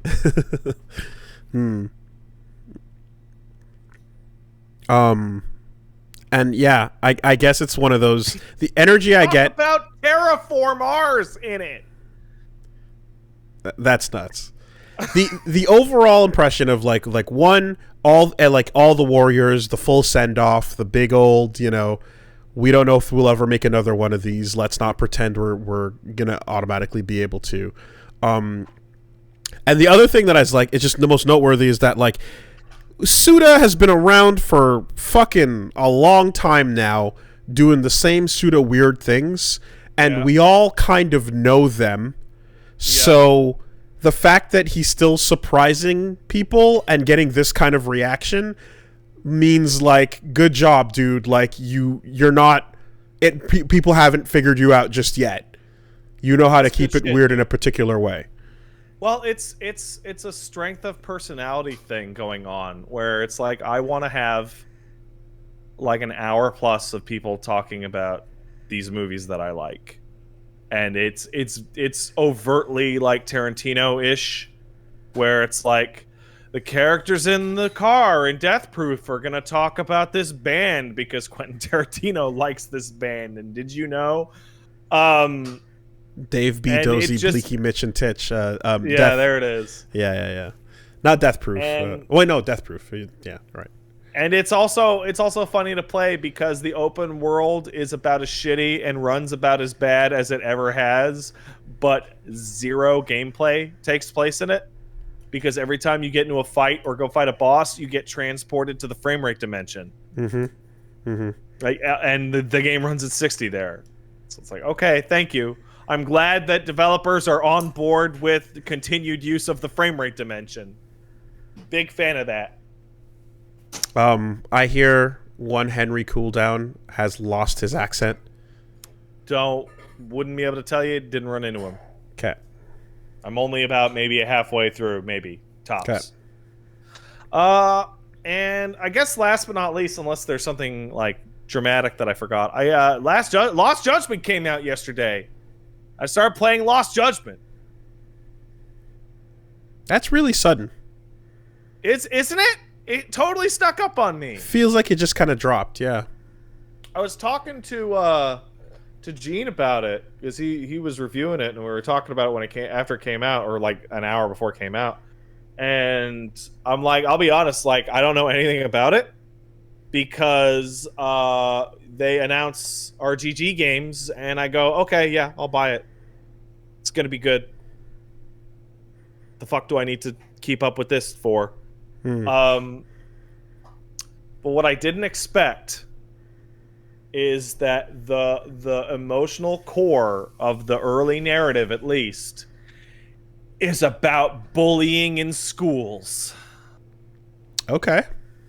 And Yagami has to go to a high school in Yokohama and earn the trust of the kids like he's Steve Buscemi with his skateboard.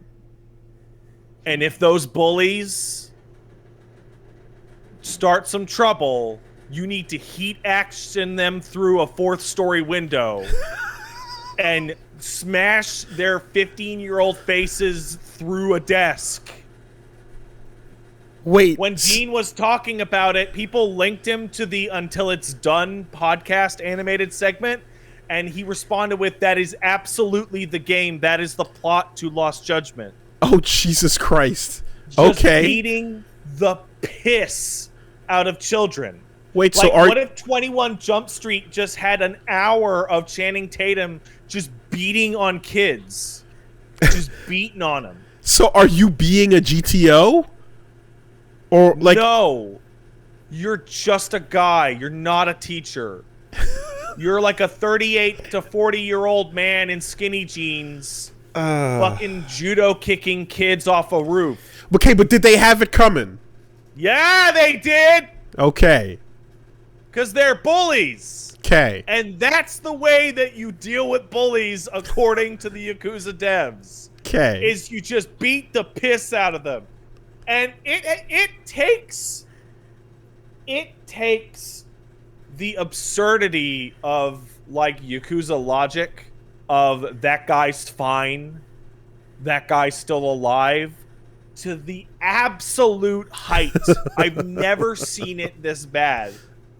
The first thing that happens when you arrive in Yokohama is you find 5 or 6 teenagers hassling a shopkeeper and recording him on their phone until he says something rude so they can get him in trouble. To which you and Kaito, the bigger dude with the orange shirt, just decide to just beat him to death in the middle of the street. Heat action with signs, like those wall moves where you're just curbing them. Mm-hmm. And then you later run into the principal of the school, in which you describe that a scuffle took place at which Yagami actually says out loud, well, no one was hurt, but there was a scuffle. And the kids are going to show up later injury-free. Like, it's a complete separation. So, like, the battle scenes might as well be in your head fantasy. In narrative, you're just giving them a spanking. Yeah. but then gameplay gets added to the spanking. So you have to play it out. I see. It's absurd. It's Okay. completely absurd. I mean, I only played that for a couple hours last night. You should check it out. It's good. And I also played Tales of Arise, which I see a lot of people trying to remind me that I played. Which I'm that's a actually good playing Tales game. through. I hear it's a good Tales game. Yeah. And it's good. It looks really nice. It's substantially less cringe than has been my experience with Tales games in the past. It plays really well. Like it feels much better than the past couple of Tales games that I've tried to pick up. My Tales of friend has reached out to say, "Hey, this is a good one. This is one of the good ones." And it is substantially less cringe. At least from where I'm sitting so far. How's the air combos? Great. Okay. Charge up a move and do extra damage to your own health bar to get a bigger move out. Okay. It's good. It's really there's nothing special or unique about it at all. It's just a really good one that plays and feels really well. I specifically mean the feel. Mm-hmm. I didn't like how Vesperia felt. I didn't like how Berseria felt. I think I played Zestria at one point. They all felt really light. They all felt really like anime. And well, that's the Talesiness. Yes, well, this one feels a lot heavier. Like it has a lot less heavier. Talesiness. Yeah, I guess that's what I would say. Okay. Yeah, it's nice. It's very pleasant. Looks fantastic. Love the design. It's very bright, very colorful. And I think that's it, other than the FF14 job stuff came out. But I mean, that's nitty-gritty and boring to talk about if I'm not talking about somebody who is also way into that shit. Oh, right. And Kai Lang showed up, and he's the worst. He's the absolute worst. I fought Kai Lang in a boss fight, and it's the worst thing I've ever seen. I've been thinking about it long and hard. Probably worse than the ending. Probably worse than the ending. Wow. Okay. In retrospect, Kai Lang shows up for one of the easiest boss fights ever. In which he breaks the universe's own rules, in which he gets to recharge his shields in a fight, which has never happened. And then after you win, he engages his own cutscene dimension, in which he can walk up to party members that have been in the Mass Effect series for the entire show and are capable superhumans, and just do that thing where I'm going to grab one by the wrist and throw them so that they knock over the other character, and they're dead. They might as well be dead. They're out of the cutscene. Jesus Christ. And then I'm going to have a gunship bomb the area, and everyone's going to get knocked off their feet and fall around. But Kai Lang will stride forward carefully because he's not affected by explosions. Well, he's... And then, right when you think you could do something, your character is literally dropped into a cutscene pit so that Kai Lang can talk shit at you as you uselessly flail to get to him. And then post-fight, characters tell you, oh man, he beat your ass so hard. Oh, that's so terrible. Oh, he beat your ass. And then, to top it all off, you get a message from the military command of the planet that you just failed to save. And it's not a message from Asari Command. It is, in fact, a scrub quote from Kai Lang emailing you to Gloat, which is now being spammed in the chat. And it is, you can just glance over it, Willie. It is cringe. It is Shadow the Hedgehog cringe. You opened this message. This isn't actually a military command. Military command. They're busy tending to what's left of their planet. So you survived our fight on Thesia. You're not as weak as I thought, but never forget that your best wasn't good enough to stop me. Now an entire planet is dying because you... What? Because you lack the strength to win.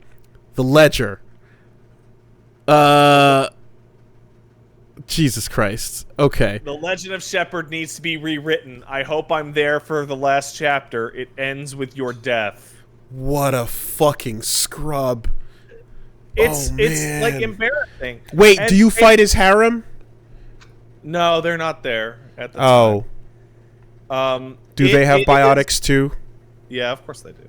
Okay. It is like a flood of cringe. And it's a scrub quote from a guy who beat you? Like, what? People talk about ludonarrative dissonance, like, oh, you killed so many people, but you're supposed to, or judgment, right? You beat up the kids, but the kids are fine. This is worse because all I can think about is the person who wrote it. Right? I'm not thinking about how it's inconsistent with its own rules. All I can think about is the human individual who wrote this and was like, yo, dude, that's so cool. Yo. Because it's me. Man. I'm writing it. That's what I would say to Shepard. Yeah. I also tracked down an interview with Troy Baker, who voices Kai Lang, who talks about how he was a massive fan of Mass Effect. And then they gave him this character, and he was like, it just wasn't my thing. But I did my best. Which I think everybody knows what that means. Best season ever! Best season ever! And that has become shorthand for a really specific emotion. And that's what's been going on with me. Okay. You want to check out more Lost Judgment streams? I'm streaming it all this week. You can go down to twitch.tv/PatStaresAt.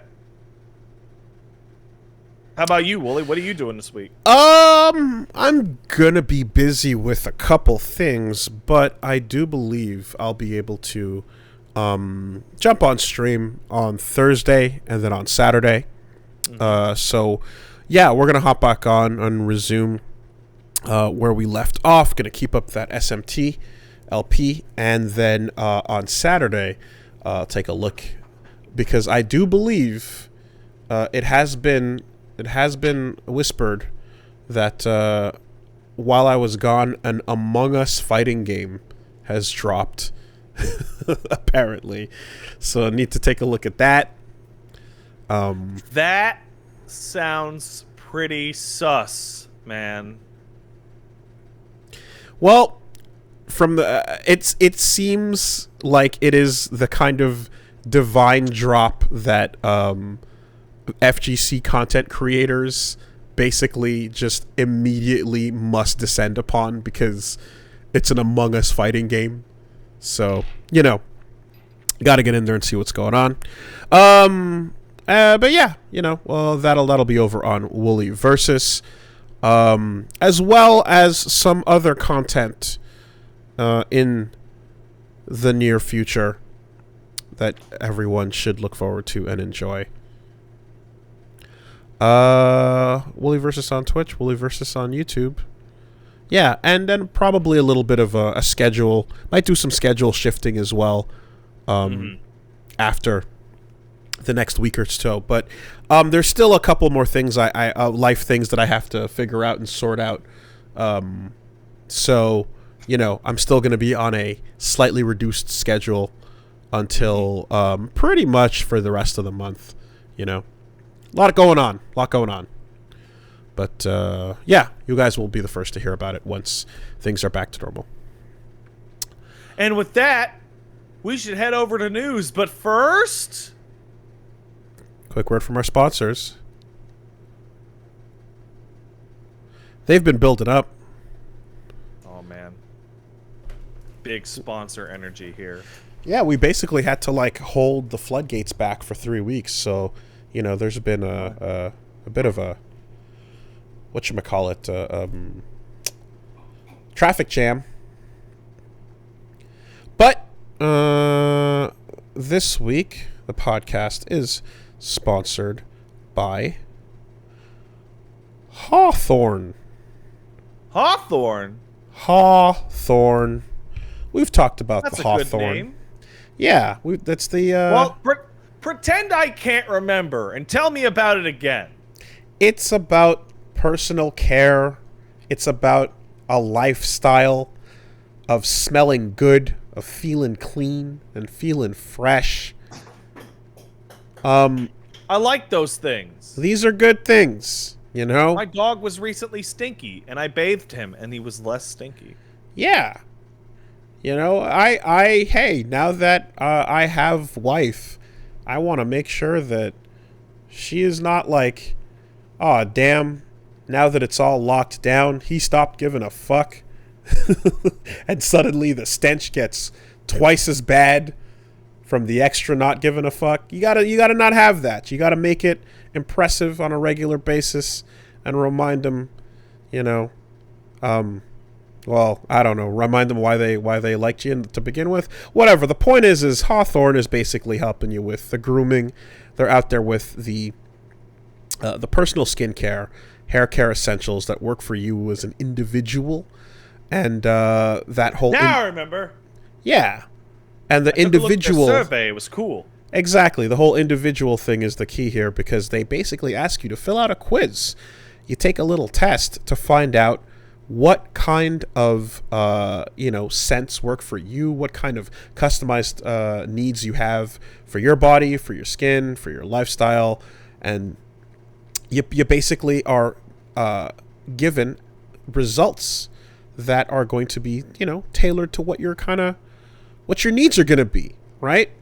So they've got, of course, all kinds of different available grooming things for your personal needs. I've got a friend who's told me about the smell of the colognes. I know you're not a cologne person. So Cologne I know that makes me vomit and almost die with head pain. So that's unfortunate. But as Not somebody for me. As somebody who does enjoy a good cologne scent, they've got the soft and sandalwood work cologne, and they've got the spicy and aromatic play cologne. So you've got work and you got play. That's two kinds of scents that are pretty good if you want to, be on the clock and off the clock with different scents. As well as moisturizing body wash, skin-free deodorants, stain-free deodorants, rather, shampoos and face cleaners.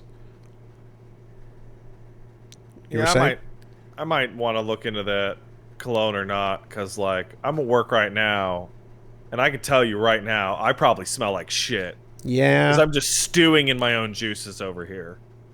Yeah. No, you're gonna need something to help out. There's parts of this form that create little puddles where it stays. Take the quiz, find out what you're gonna need, and they'll tailor it to what your demands are and what your exact situation requires. It might be worse than you think.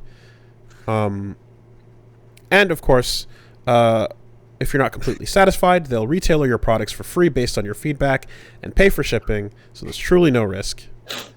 Elevate your personal care today by taking Hawthorne's quiz. Go to hawthorne.co and use promo code SUPERBEAST to get 10% off your first purchase. That's HAWTHORNE.co, promo code SUPERBEAST. Hawthorne.co, promo code SUPERBEAST. Thanks, Hawthorne. Thank you, Hawthorne. The podcast is also sponsored by Bespoke Post. Hey, Bespoke Post, what up, man? Yeah. I was telling you guys not too long ago about the box of awesome I received with a fucking hammock in it and an outdoor blanket and just the perfect cozy setup. Hang it between two trees, take a nap, have a good time. That is just one of the types of configurations. But the box of awesome can contain all kinds of different things that are unique goods coming to you every month. That's what Bespoke Post has going on with their seasonal lineup. In particular, that was nice, and there was a nice little travel bag I got as well, and a little twisty thing that makes bird call noises. It's really interesting. You kind of like, it's like a piece of wood and metal, and then there's like a little bit of powder in between, and it's a bird caller, essentially. I was like, oh wow, how about that? What's the possibility of you hanging out in a hammock with a kite? Is that too dangerous? It's not, but it would require me to be near a tree, which, guess what? Kite gets stuck in tree, and then I don't... Oh, no. That's, Hey, what's the lightning hazard on a kite? Is there anything Bespoke Post could give you that would help with that? Well, I would not be, so dumb as to go out and fly a kite during a lightning storm. That'd be dumb. Neither was Ben Franklin. Well, it wasn't Ben. It was his son. Because that's my favorite part of the story. Nobody that talks about. Fucking coward sent his son out, and then he took the credit for it. Oh, it's the best. It's the absolute best. Now, I'm looking for clear skies and nice weather that I can enjoy my hammock under. But that's not the only thing, of course. They've got all kinds of cool things. They got a handy multi-use gardening and all-purpose knife and various different things. But I love that hammock. With a new knife. Yeah. The way you get started is you head over to boxofawesome.com and you take a quiz. You fill out the form and you figure out what is right for you. They release new boxes every month, tons of different categories, free to sign up. You can skip a month or cancel anytime. And each box you're getting costs only $45, but has over $70 worth of gear inside. Plus, with each box, you're supporting small businesses. 90% of everything in the box comes from a small, up-and-coming brand. So if you're interested in checking out the Box of Awesome, you can get 20% off your first monthly box when you sign up at boxofawesome.com and enter code SUPERBEAST at checkout. That's boxofawesome.com, code SUPERBEAST, for 20% off your first box. Thank you, Bespoke Post. Thanks, Bespoke Post. And last, but certainly not least, we've got Green Chef, and they're here to help out with the healthy eating. Because hey, if you have recently attempted to climb a mountain and gotten to a point in the mountain and said, fuck! Getting my puddles out here. Yep. You might need some more green foods. I'm gonna be real. When I took off for this once-in-a-lifetime opportunity, I was basically given a choice. I can continue to try to eat in a restricted way, be smart about my food, or I could just say fuck it. Or you could do this. I said fuck it. And that was 3 weeks ago. And now I'm back. So I got to get back on the horse, and I got to do things the right way. Because, yeah, I suffered. I hiked a little bit, and it was rough, and that was a reminder that I wasn't eating the green foods that I needed to, that Green Chef provides. Basically, Green Chef is the meal plan for whatever healthy lifestyle you're looking for. So they've got the paleo, they've got plant-powered diets. Even if you just want to have a delicious balanced dish, they got that going. But to me particularly, it's the keto that I'm interested in. Dude, because I can't stand it when my plate is lopsided. Yeah, there you want that balance. There you go. No, the keto dishes in particular, because I love me some good greens with meats, and I'm trying to keep that carb side down. So it's perfect because they've got that curated by expert chefs, every recipe, with over 30 meal choices every week and flexibility to switch plans, so you never have to sacrifice taste for nutrition. You can enjoy restaurant-quality dishes from the comfort of your own home.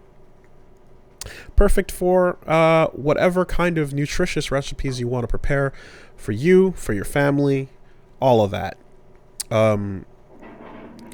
So, in particular, yeah, having a meal kit that keeps it healthy is good, because I can make something I think that tastes good, but there's no way I can make something that tastes good and guarantee that it's going to be good for me. Yeah, because you just throw butter and shit on that and just be like, yep. My propensity towards fats has completely solved the taste problem. Exactly. That's easy.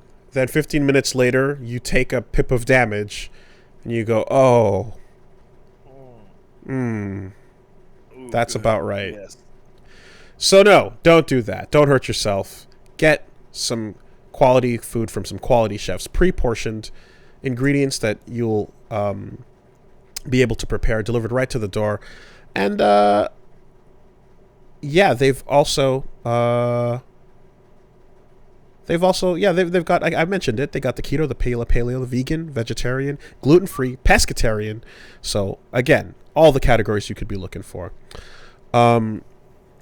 You want to go to greenchef.com/superbeast100 and use code superbeast100 to get $100 off, including free shipping. $100? That's pretty straightforward. You could buy 20 candy bars with that. No, you don't. You don't buy the candy bars. You get the Green Chef. Right. That's the worst possible outcome. But you could with all that calories you're saving. I don't want that. I want that Italian sausage and creamy rice, or the sesame ginger beef patties, or the Mediterranean chicken salad. Those are tasty and keto. No to the candy. I'm just saying it's a measure of value. I'm not judging anything.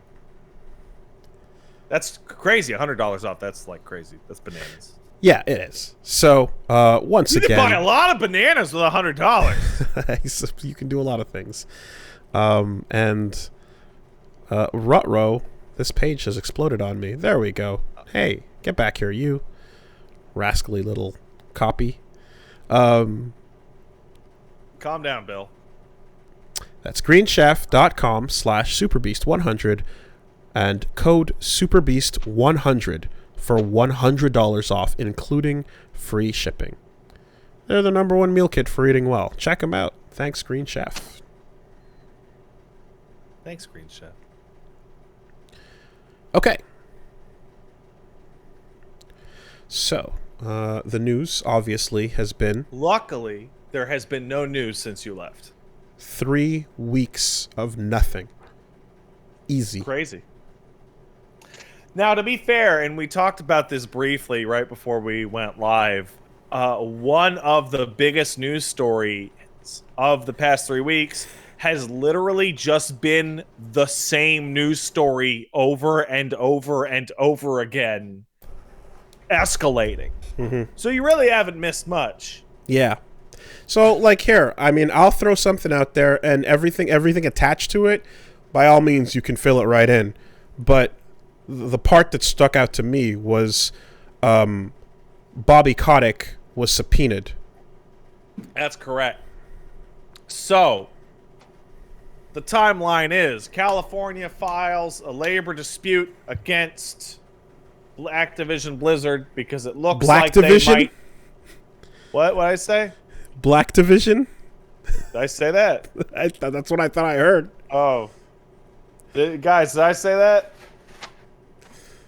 Go on. Whatever. Activision As you were. Blizzard for being bad to employees.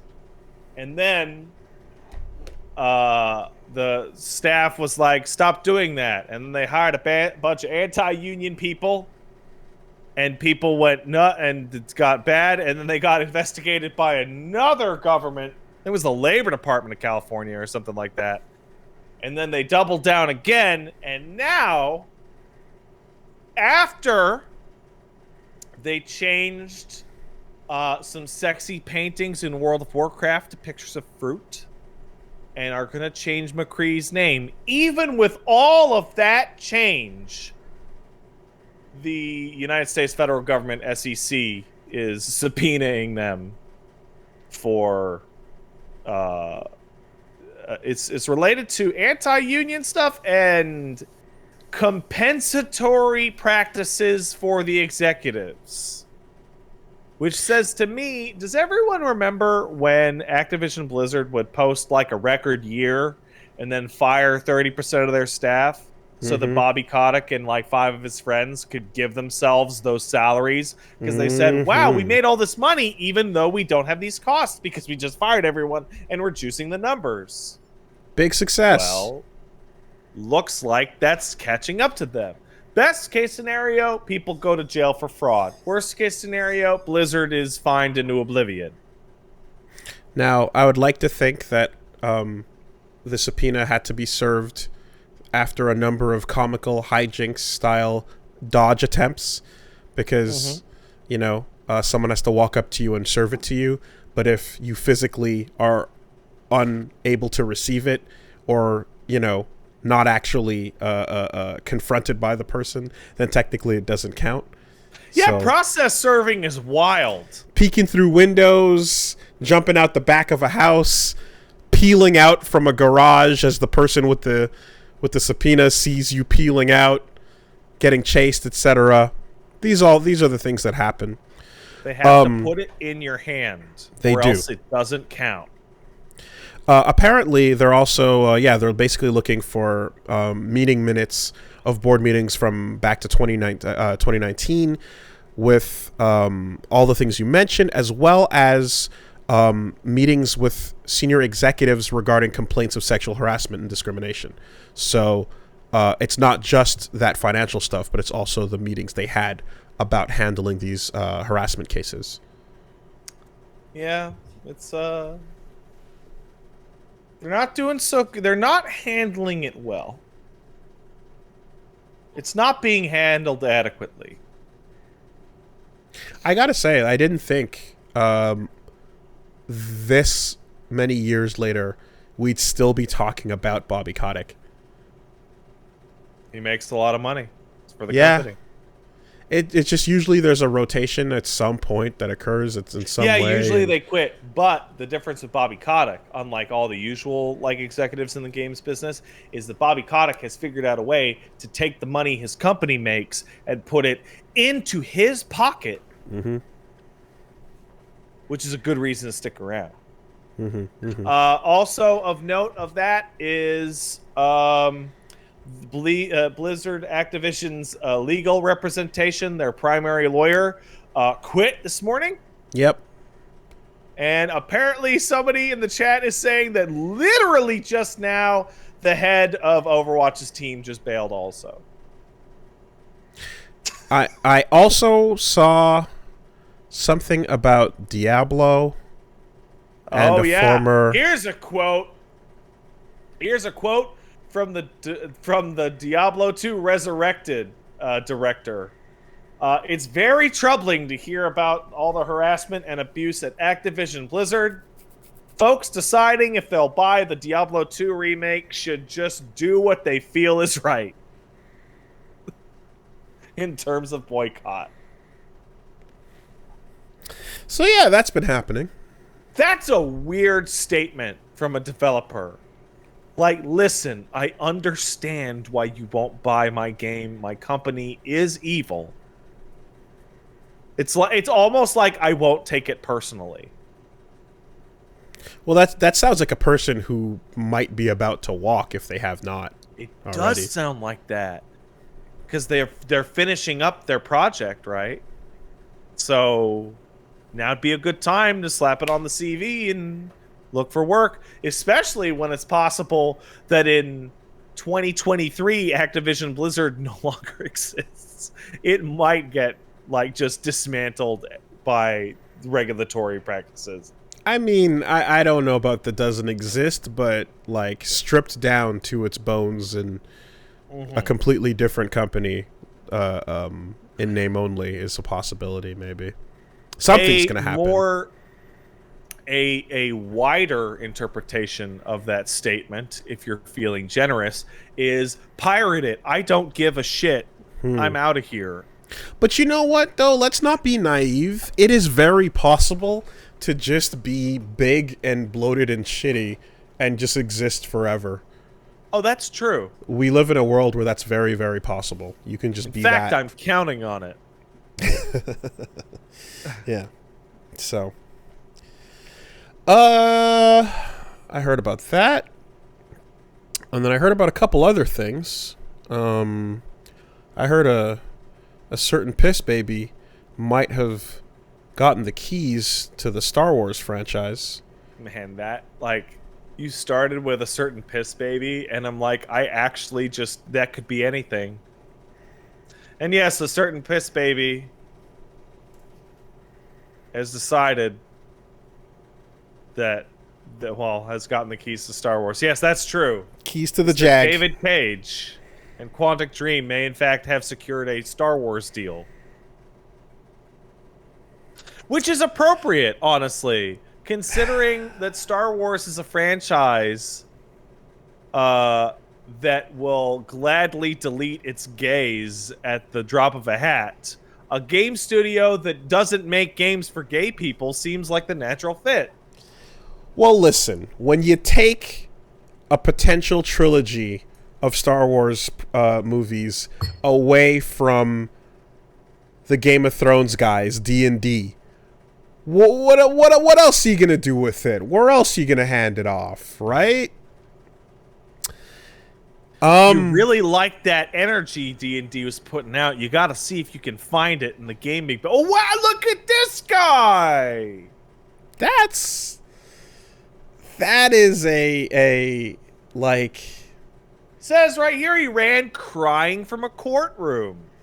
This is who we want to helm our Star Wars game. That is an unfortunate rumor to go hand in hand with the remake of KOTOR.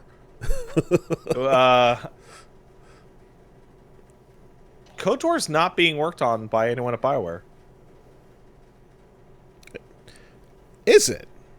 Yeah, they were contacted with their thoughts on development, and like the statement that came out from BioWare was like, we're really happy for Aspire Media to be working on one of our classic franchises, and we wish them the best. Like like BioWare has little to nothing to do with it. Well, even if BioWare had everything to do with it, BioWare would have little to anything to do with it, because it wouldn't have been by BioWare either way. People are so who cares? But I did see that Jennifer Hale is getting cast, so it totally looks worth it. Yep, they're getting play through anything with Jennifer Hale in it. If they're getting the same voice actors and they're doing it, then they're doing it. Well, minus the obvious, I suppose. I mean, Ed Asner can't reprise his role, But yeah, that's fucking amazing news. Just so weird to think that Quantic Dream impressed them or gave some sort of pitch that was like, yeah, that's where we want to take it. But, like, if it's just a matter of like, hey, we want to have big, pretty conversational Star Wars game come out, like, the version that David Cage is going to make is just it's instantly inferior to the KOTOR remake they just announced. That is also a big conversation game. So, all right, I'm about to say something really fucked up. So get ready for this. Fair warning to everyone. I can't wait for the next Jedi hero in the Star Wars universe to have their Force powers awaken after multiple attempted rapes.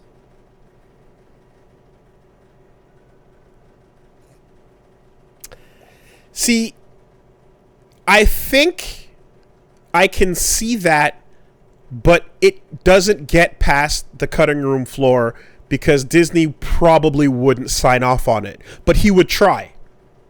Oh, this is really bold, but we're gonna go ixnay on the ape-ray. Okay, David.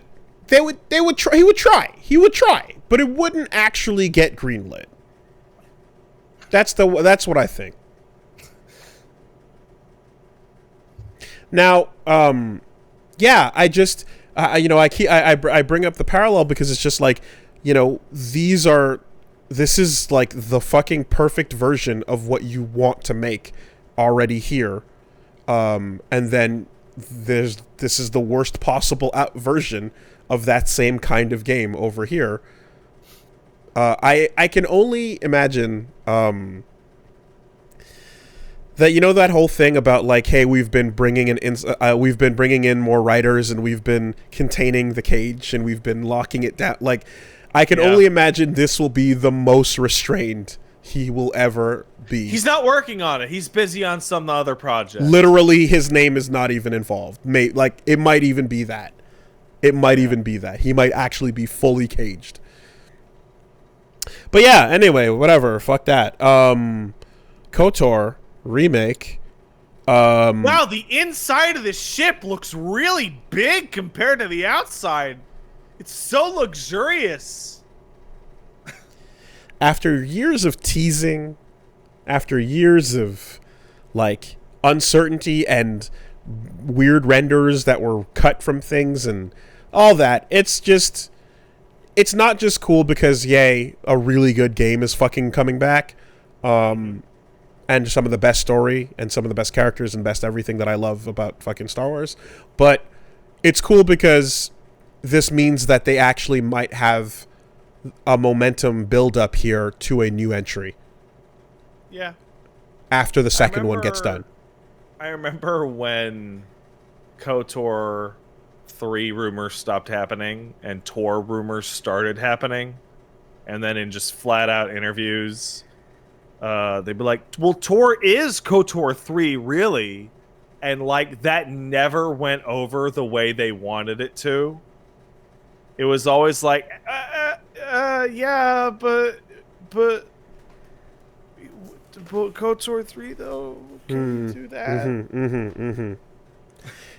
Every awesome game franchise has a weird break for a really long time in the middle of it, and then a decade and a half later, something else.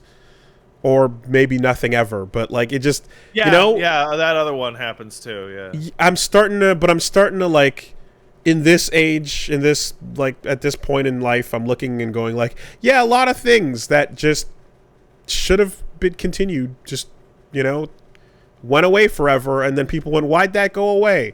And it took about 15 years of going, please bring that back, and then they're like, all right, here it is. So, 2 is what I'm most excited for, and I assume, one has to assume, like, could you imagine they remade 2 and it was not including the extra content?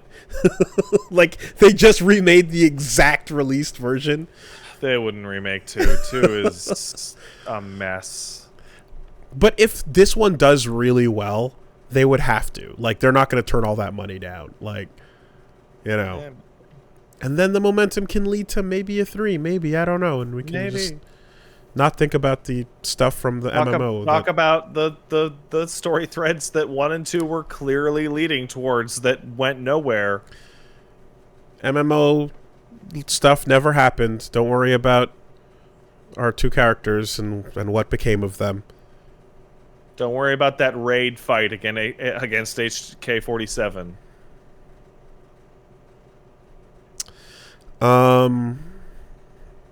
Yes, that was announced. Then, you know, this needs a little bit more time to see if it becomes anything, but at bare minimum, Digital Eclipse, who has worked with Capcom and Disney in the past, have told them they're interested in making a Marvel vs. Capcom 2 remaster, and discussions are being had. And the quote here directly attributes the hundreds of hashtag FreeMVC2 messages that people have sent. So, yeah. Please. Max might straight up will a Marvel 2 remaster into existence. Does remaster include touching up some of those sprites? Because some of those sprites need a touch-up. If they do this, and if they want it to be as best received as possible, they need to not do any of the shit or changes that they did with the Xbox port, and they need to just make it as like arcade original as they can, and like don't fuck with the other things. Like, it's there's times where they fix bugs and change gameplay things that like people who play really don't want to see that stuff changed. I I have the fantasy in my mind of the joke we made many years ago, which was the Morgan as a 3D model that is like 5 pixels wide, and it's just the sprite as a flat 3D model. Well, there was someone actually made that in Street Fighter 4 as like a screenshot mod. It was amazing. But yeah, so Marvel 2, actual free MVC 2 actually leading to discussions. Again, Maximilian just doing amazing things, holding it down. Digital Eclipse has worked with them on the Disney Afternoon collection, and they worked on Street Fighter 30th Anniversary. So there's no better team to talk to both of these companies about like making them kiss, you know? Make them kiss. Because after Infinite, they don't want to kiss no more, but just push the heads together. This one is just never gonna get that Capcom versus Capcom game. Like, just literally never. You know. Continuing. I just want to push Capcom's face towards a mirror and just kiss it. Kiss the mirror. You know who's never gonna kiss and make up? Epic and Apple. That. Oh boy. Because that was 3 weeks ago as well. Oh man, I couldn't believe it. That was like the day you left. So the Epic versus Apple case has come to a conclusion in which it was the conclusion everyone wanted. They both lost. The judge decided to just have the biggest pop off possible by announcing a double KO. They both lost. It was Neither of them got what they wanted. Epic lost 9 out of 10 claims, which I believe includes having to put fucking Fortnite back on the store. Like, it's not going back. And Apple lost the ability to mandate payment through their own app store, which is the thing everybody hoped they would lose on, because that's bad for everybody. And that's now every company. Now everyone gets that freedom across the board on the app store. And if you go read the judge's decision, the judge is like very blunt in that they both did very bad jobs proving their cases, and the judge is actually fairly tech savvy and just decided to just do what they wanted and change the way it worked because these companies suck ass. Epic will pay millions because they lost on every count, and Apple will have to allow external payment processors, potentially costing billions. As Schreier said here, big win for everyone who was rooting for both companies to lose. There you go. Whoever loses, we win. Epic. Like, Apple is monetarily the biggest loser by far because they've lost their monopoly on their own store or platform. But I feel like in my heart, Epic is the biggest loser in that this entire rigmarole has just not gone their way at any point. They still can't get the goddamn game back on the store.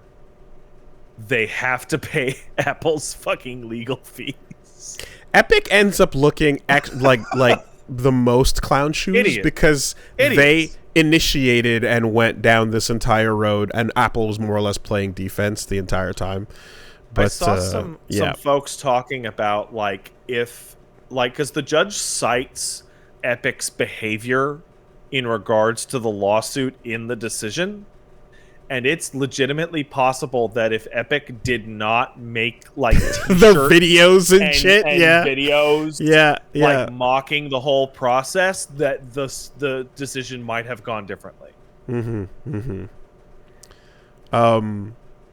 the conclusion, it says Epic Games overreached. That's a conclusion. Yeah. And while it's the court does not find Apple is an antitrust monopolist. However, its conduct in enforcing anti-steering restrictions is anti-competitive.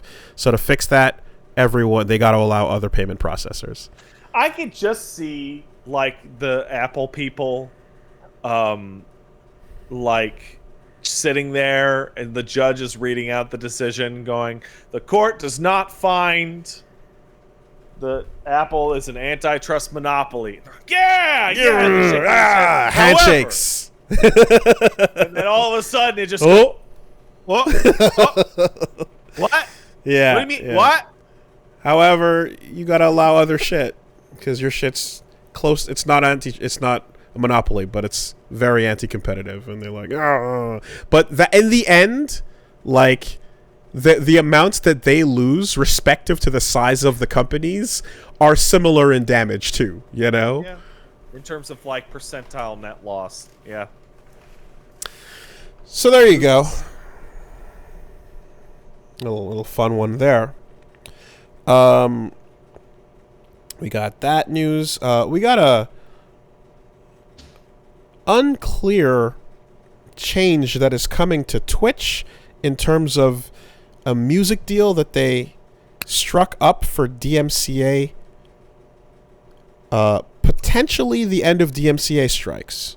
So this is ongoing. They haven't struck this deal yet, but they've been negotiating with the music companies for many years to hopefully get a kind of exception deal going on. People are talking about it might represent the end of DMCA claims if they can get like a license for music. I don't think that's going to happen. I think that currently we're dealing with wishes. I think it's possible, but it'll never be no strings attached. So, never. According to a report by Billboard, the National Music Publishers Association are close to signing a music deal agreement that would put an end to the ongoing DMCA saga on the Twitch platform. But it's not specifying what the deal entails, simply that it would be a way to get rid of takedowns. So if what they sign involves heavily promoting whatever music is detected, you know, or including some sort of major like click through or some like pseudo monetization that you have no control over, I wouldn't be surprised. Like I can see whatever this deal is being like, we'll allow the music to play, but you bet your ass there will be a trade-off the moment we detect it, you know? I can see a situation where it's like they reserve the right to like literally kill any VOD or active stream where they detect the shit, but it won't like the actual banning or whatever will be in Twitch's court or whatever, you know, just it'll never be a situation anyone's happy with. Honestly, the biggest change recently to Twitch's thing is that the acknowledgement that your strikes can finally fade away. They're no longer permanent. Once somebody inside Twitch determines your channel is not a repeat offender, aka you're not one of those idiots who turn their channel into a fucking DJ station. Well, that's what I was about to say. 60 to 90 days or some shit like that, the strike will peel off. So that's it. I imagine too, whatever the end result ends up being here is like, it'll probably make, you know, exceptions for people who are just running full music station or full albums with no like other content being like layered over it or anything like that. They'll be like, yeah, that still is no good. We'll see, but it's in the. We got somebody in our chat saying that they have received an email saying that an agreement has been reached. I have asked them to contact me over the DM, so okay. I'll let you know about that shit, unless they are just farting bullshit out their butthole. Always a possibility. That's what comes out of the butthole. It is. Speaking of farting bullshit out your butthole, you can finally pair your Bluetooth headphones to your Switch. I am like unreasonably pissed off about this. like like me and Paige both had the same reaction, which was just like we're sitting there and we just saw the fucking thing. We're like, wait, they could have done that the entire whole time. The entire time. Those absolute motherfuckers. You know, that Wii CD player update any day now. That DVD player update any day now. It's crazy. It's like we're gonna find out by the end of this hardware's life that it has a microphone, and it was just never activated. You know, like it's gonna be like the type of shit. Remember the Wii U DVD player update shit? That's what I was talking about. That's what I brought up. You know, like just the level of it's there, but we just don't let you. Is only Nintendo has this type of shit in this day and age. I think the comparison that was brought up was like the fucking like the Vita or the PSP had Bluetooth headphone support. It did. Like, what are we doing? You know? So stupid. Anyway, so you can do that. I'm like now. legitimately more likely if I'm out of the house, which is never, to use my actual Switch now that I can use my good headphones with it. By the way, I have an update on the Twitch deal. Okay. We got Zach Bussey, that's unfortunate, reporting that the deal has been made. Okay. Here are the changes. Still can't play anything they don't want you to change. To anything they want you to play. The only thing that has happened is the procedure for claims/strikes. All right. Build productive partnerships with Twitch, blah, blah, blah. Part of this agreement, we want to let you know about a new process we're creating, blah, blah, blah, a little more flexible, blah, blah, blah, than the existing process, blah, blah, blah. All right. Now, when a participating rights holder reports the use of unauthorized music on a creator's channel, this will occur. There will be a team that will review reports and check for completeness. Unlike the DMCA, Twitch will give creators a chance to course correct by issuing a warning. It will remove VODs and clips that contain unauthorized music from the channel. And if a live stream involves one of several specified flagrant music uses, examples include rebroadcasting music concerts or broadcasting pre-release tracks, Twitch may also issue a warning or penalty depending on the creator's history of that kind of music use. Okay. We have more information to share here in the coming weeks. Okay. So much like the DMCA apocalypse, much like remember the YouTube ad apocalypse and all these. Mm-hmm. It always comes down to this has damaged it for everyone, but it is very specifically for the sub 1% of complete psychopaths that are just abusing the streaming absolute music fringe of the system. Mm-hmm. So in this case, it was people running goddamn radio stations. Okay. On Twitch. If there is a warning system in place. Here, yeah, if there's a warning system in place, that's all I wanted. You know? So there's a warning system. There's the auto mute shit that Twitch has built in. There's the fact that shit'll fall off, and DMCA strikes are not the de facto start and end of the process. There is now some wiggle. Now, are people still going to get fucked by this? Absolutely. Will there be mistakes? Absolutely. Will warnings be the de facto course of action? No, people are likely just going to get their shit slammed before getting a warning. Yes, sure. But I appreciate a knock on the door instead of a shot right through the door. You know? Me personally, I have turned special events to my auto don't create a VOD that feature they put in. Okay. And I have just gone back to normal. Like it has been long enough, and people have like streamed these events and whatnot, and there haven't been any problems. It really does seem like it has been limited to the fucking psychopaths running like the radio in the background of their stream. I still expect an award show slaughter to occur at some point when some game trailer plays some fucking Beatles song, some Kanye track that's not out yet, that just gets everyone murdered, and then Twitch has to go, "Oh shit, we're sorry." At and the then very least, I'm convinced that a lot of people that are much bigger than me will also be hit by the same thing, and I will be encapsulated in whatever solution. Yeah.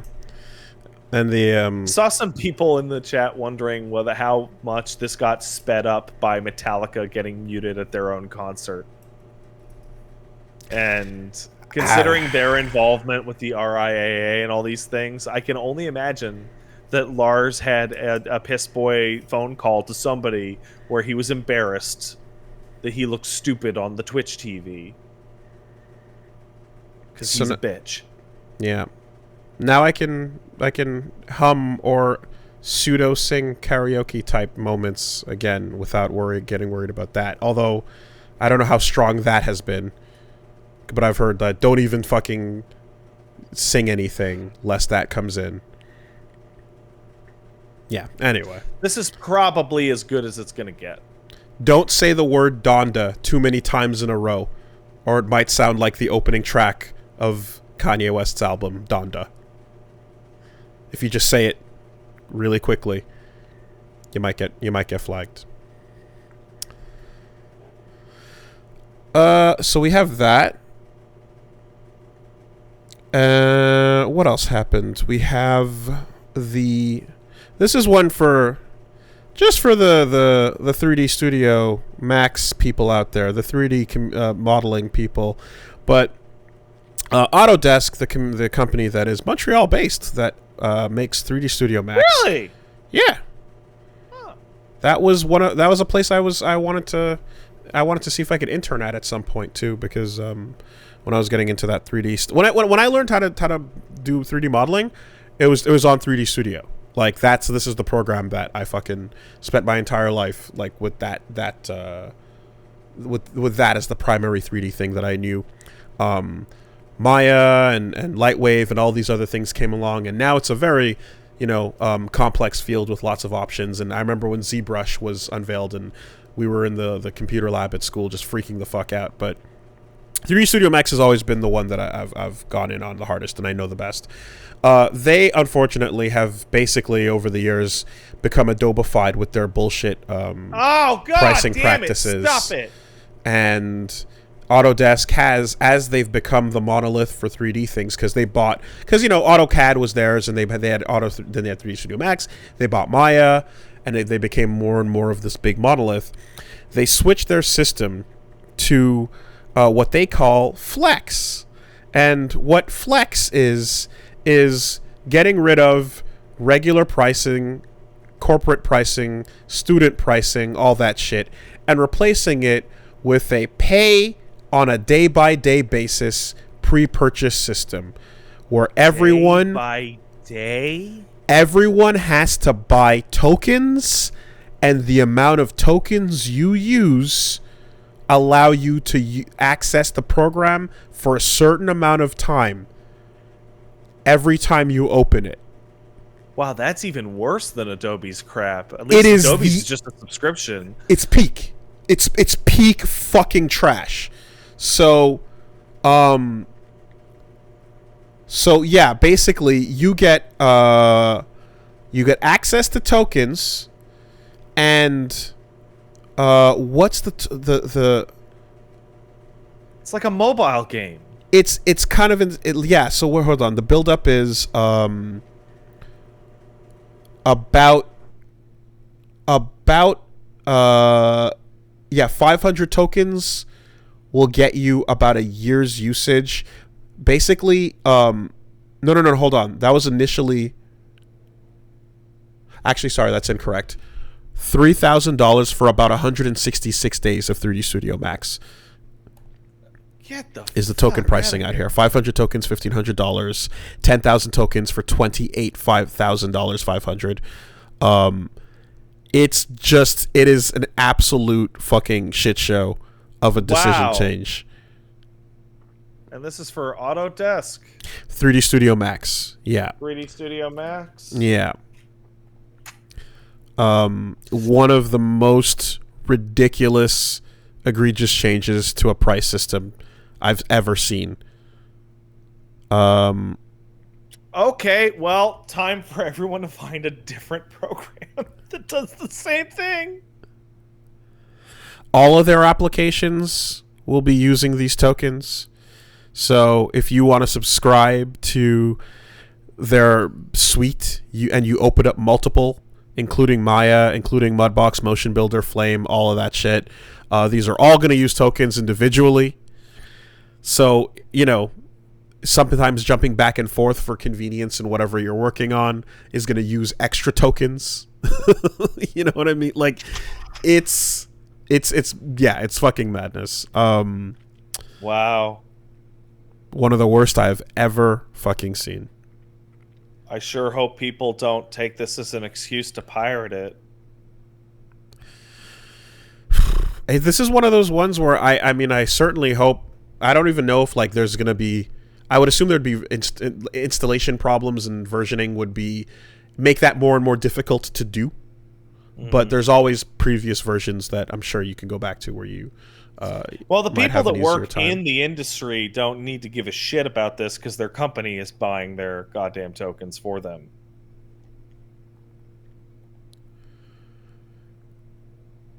But yeah. That counts as like a fucking... What do you call it? Enterprise cost. So we've gone from buy the program you want and then use it to... buy the program you want at a really fucking extreme price and then use it. And then we'll have a reduced price version for students, but maybe you cannot render with it. Maybe you can just use the viewport, but any rendering is disallowed or whatever. Then you've gone to, that's been the gouging for a while. And then the new move over the last couple of years always has been, no, you don't own the product you buy anymore. You can only subscribe. And so now get your programs that you have to subscribe over a monthly basis. And now we're just straight up at insert quarter to play arcade game. Like, it's fully gone from buying a game to now there's an arcade machine you're allowed to use. This is like a bunch of bullshit. This is a bunch of crap. Yeah, so that's insane. I again, as that was a company I was always like, that's cool that they're here, and I'd like to go be involved in the 3D and do things over there, and it's to see them go this way is fucking embarrassing. I hope that if you were there, you would quit on the spot out of solidarity. I mean, at this point, really, there's never been a more clear pathway with both Adobe and Autodesk on just use the alternative programs. Go grab Blender. Go grab whatever will get, the job done. That doesn't have to fucking... Every time somebody's like, Photoshop's fucking me over, everybody starts screaming, GIMP! The problem is that you get work conditioned into a comfortable thing. You know? You get really used to... We had that situation back when we were all editing the videos of Best Friends, where every single person there used a different video editor. Exactly. And we couldn't share anything because we all just self-taught ourselves on different editors. It was Vegas, it was Movie Maker, it was Premiere. It was a specific version of Movie Maker too, and it was Adobe. Yeah. So, and that's always been the thing, is just like, oh God, I'm gonna have to learn how to do this again and that again. And I remember feeling that for 3D Studio Max back in the day when it was like, oh, I'll learn Maya, and I tried and damn it, I don't know how to do this or that. But yeah, no, just now you have all the ultimate incentive. Anyway, there's that, and then there was, it's the smallest thing, but it hurts nonetheless. Helena Taylor making a tweet that implies that she might not be returning as the voice of Bayonetta for Bayonetta 3. Yeah, this is one of the things that just crawled along my timeline, and I want to say that I don't want to say, but it feels like I'm the person who like blew it up or whatever by retweeting it and getting it a lot of traction. But yeah, somebody spoke to, what's her name? Helena Blake? Helena Taylor. Helena Taylor. I don't know why I want to say Blake, but Helena Taylor, who is the longtime, very talented voice actor for Bayonetta. Somebody tweeted at her, "I cannot imagine Bayonetta without you." To which she replied, "Well, you might have to." And then, what's that supposed to mean? Everybody goes, "What?" And she goes, "I can't say." I think she even mentioned she's under NDA. Yeah. I fucking hate the vagary of that, but it clearly implies bad things. It's not good. You know, you want to hope that it simply means they're so far back in production that they haven't reached out to Really? That's what you hope it means? 1,400 days later, we haven't recorded a single line of voice acting? As opposed to we were just getting someone else entirely, you know? Well, that's not the exclusive options. There's also Bayonetta fucking dies in the beginning of that game, and you play as a new character. I mean, is that even the name of the game then at that point? I don't know, but it's possible. I mean, the initial teaser trailer showed Bayo getting cut to pieces by a new character. Okay, but what if this is just David Hayter all over again? What if we've replaced Bayonetta with Scarlett Johansson, and that's what it is now. ScarJo is now everyone. You mean Scarlett Johansson? Whatever. You mean Makoto Kusanagi? I mean Motoko Kusanagi. Ah, whatever. Ah! We kind of went in a circle on that.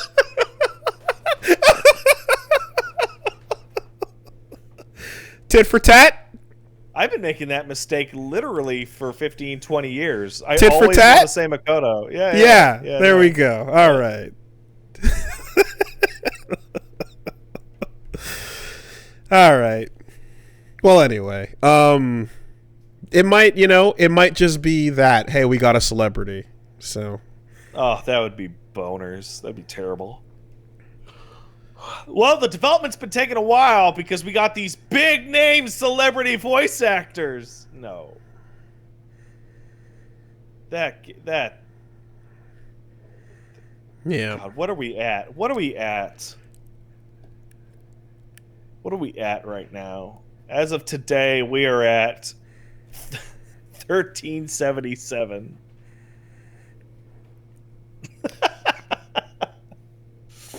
So, that to me was the stories I wrote down and kept track of. Divided. Right. 1377 divided by 365 is 1.43. That's not right. I don't know how to do math. That's fine. It's like 3 years or whatever. Oh God, if they hired Lady Gaga instead. No, that'd be a get. But that's still not. That's not the energy. Anyway. Yeah, so there you go. I think that's the last 3 weeks then. I think that's a good breakdown. Cool. Let's take some letters. Hey, if you want to send in a letter, don't. Send in an email instead. And Wooly will tell you where to send it. Because I fucking forgot. Oh, yeah. I'm just looking at my email, and Twitch just sent a thing saying, hey, we've reached an agreement with the NPA. So, now it's officially rolled out. While we were podcasting, they sent that out. Yeah, there it is. Yep. I got the same email. Is it Cool. the same thing? It's the same thing I just read out. There you go. This new process does not change how music can be used to... Don't include music in your channel unless you secured the necessary rights. Blah, blah, blah, blah, blah. Bullshit, bullshit, bullshit, bullshit. Yeah. Marginal improvement. Okay, all right. You want lightning round, all right? Never give the internet the opportunity to find new ways to pave for racism, because doing the Catwoman whip gesture in the MLK Fortnite zone is like, that's a stroke of genius, really. The like MLK you had to Fortnite work. zone sounds like a Sonic act. Because you can't take away the emotes that people pay for if they're premium emotes, right? So, you know... Yeah, can't do that. That'd be immoral. People had to get clever, and they had to really work on that. So there you go. Good job on that. You know, if Fortnite is where the children are, then that's where you have to go. And if you want to teach them things, then I guess this is the way it is from now on. You know, if you want to bring them your music, then you hold a concert there. And if you want to explain something about history, then I guess you have to do it in Fortnite as well. You know, seeing as it's been brought to my attention time and time again that the curriculum isn't exactly covering a bunch of it. So who the fuck knows, you know? It's weird, but, like, I don't know. They're probably looking at it going, yeah, what else? Like, the kids are here. We got to go where the kids are. It's this or Roblox. I don't know, man. I find it very difficult to take the Fortnite attempt to teach kids about the MLK seriously when the CEO of their company said that their lawsuit against Apple is just like the civil rights battle. You know what? That's a really good point. That is fair.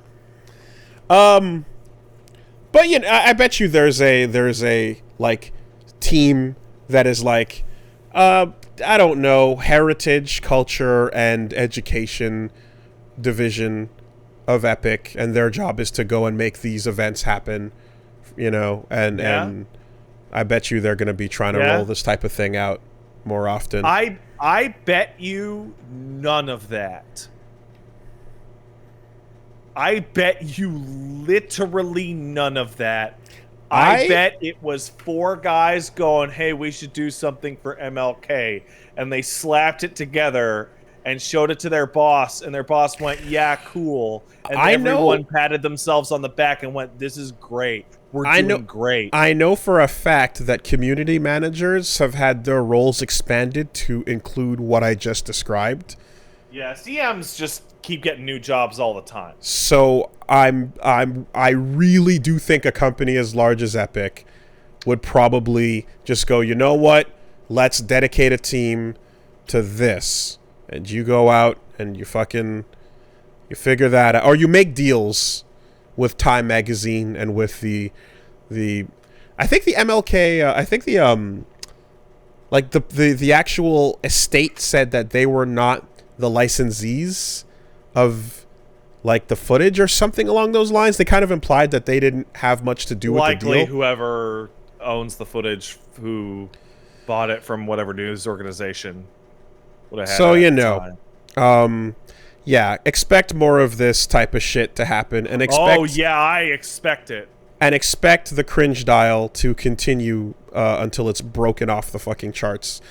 I'm strapping down. I'm waiting to see, you know, like what, like Rick and Morty avatars and the whipping and the, I mean, that's a trip, but like we can go so much further. We can do so much more. And then, oh yeah, Yoko Taro played that game where the CyberConnect game with the little furries that you gotta children. You put them in the tank. Yeah, you know, yeah. I don't know. It looks like the least CyberConnect game I've ever seen. Sure I didn't watch him play it. Attempt to make like a real video game. Yeah, I like vibes of Metal Slug, but I didn't watch him play it, so I have nothing to say about that. So you know, What's it? It's a. I forgot the name of it. Fuga. Yeah. What are you talking about? The name of the game. The tank game with the furries. Oh, right. I think that is the name, yeah. Yeah. So, that's it. Anyway, whatever. We did it. Letters. Yeah, we did a podcast. You got married. It happened. I broke my ring. What does it mean? It means I could have broken my finger. But the ring stopped it. Fair enough. I really am scared of breaking my fingers. Like, I don't want to break them. You need those. I need them. CastleSuperBeastMail@gmail.com is the place to send the letter. And if you do, it might be like Scotty from Australia, who says, "Dear It the Poo Poo Cast, having large hands, I still experience to this day pain while using default Joy-Cons. Nothing in my mind, though, beats the 3DS PSP in terms of unfriendly hand-crushing design. Kid Icarus is currently the king of exploding your wrists and hands, but I would argue that the Monster Hunter Claw for a PSP is long-term more dangerous. Any repetitive hand movements over a long time can be dangerous, so do hand stretches and remember to take breaks, especially if you're feeling pain. But which is worse, essentially, is what Scotty's asking. The claw in Monster Hunter looks painful and horrible, but I don't know if the intensity of the game required you to move at breakneck speeds on all fingers. So in claw formation. Kid Icarus is the worst. That's what I'm saying. It hurts you. You feel it in pain right away. The only reason Monster Hunter's Claw is in contention is because there were like back-to-back Monster Hunter games that like people use the claw on, whereas Kid Icarus was a single game. Mm-hmm. It's funny. There's a thread on the subreddit about like the shittiest takes we've ever had, and one of them is that how much I hate handhelds and how I say handhelds are for nobody. And somebody surmised that the reason why I am so angry at handhelds is because I had to play Monster Hunter games on the PSP and 3DS, and it hurt my hands. And they're completely right. That is absolutely a big factor in the claw. And playing Monster Hunter 4U on the 3DS is a huge factor in me hating handhelds. Like, it is absolutely a huge deal. It sucks. Sucks.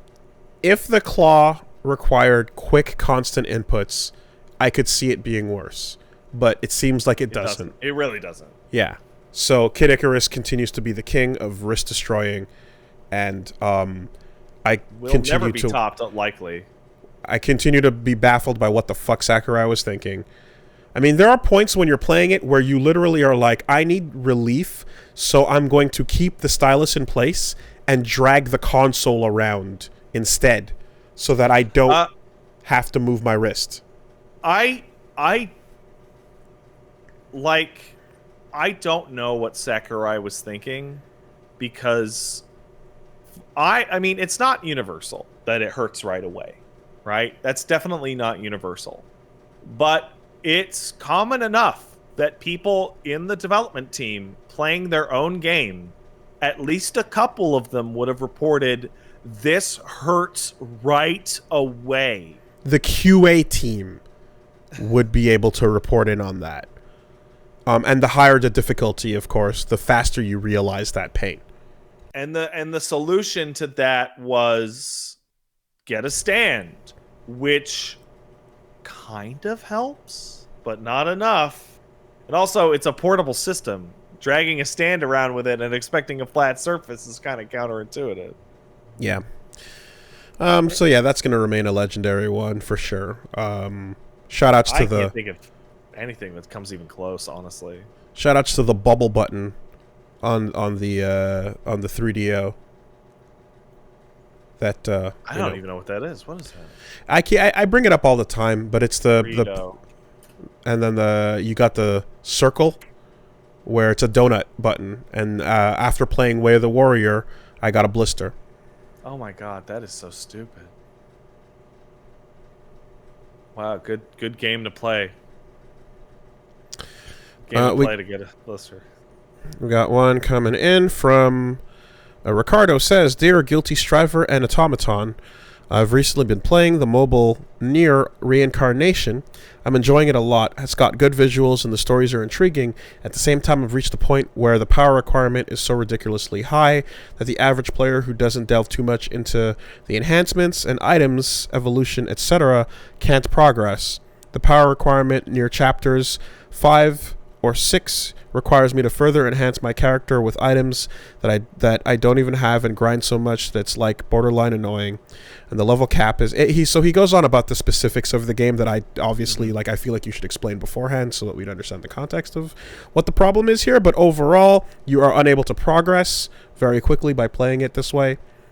I enjoy the story and I enjoy the game, but I won't spend a single cent on the game, even if I enjoy Nier tremendously. Hindering the casual non-paying player not being able to continue is pretty annoying. What do you guys think of this?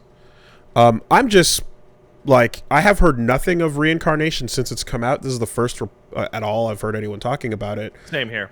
And that's a bummer to hear that the stories are interesting, but it makes you grind and suffer. Gacha is gacha. It's a mobile game. Gacha gonna gatch. You know?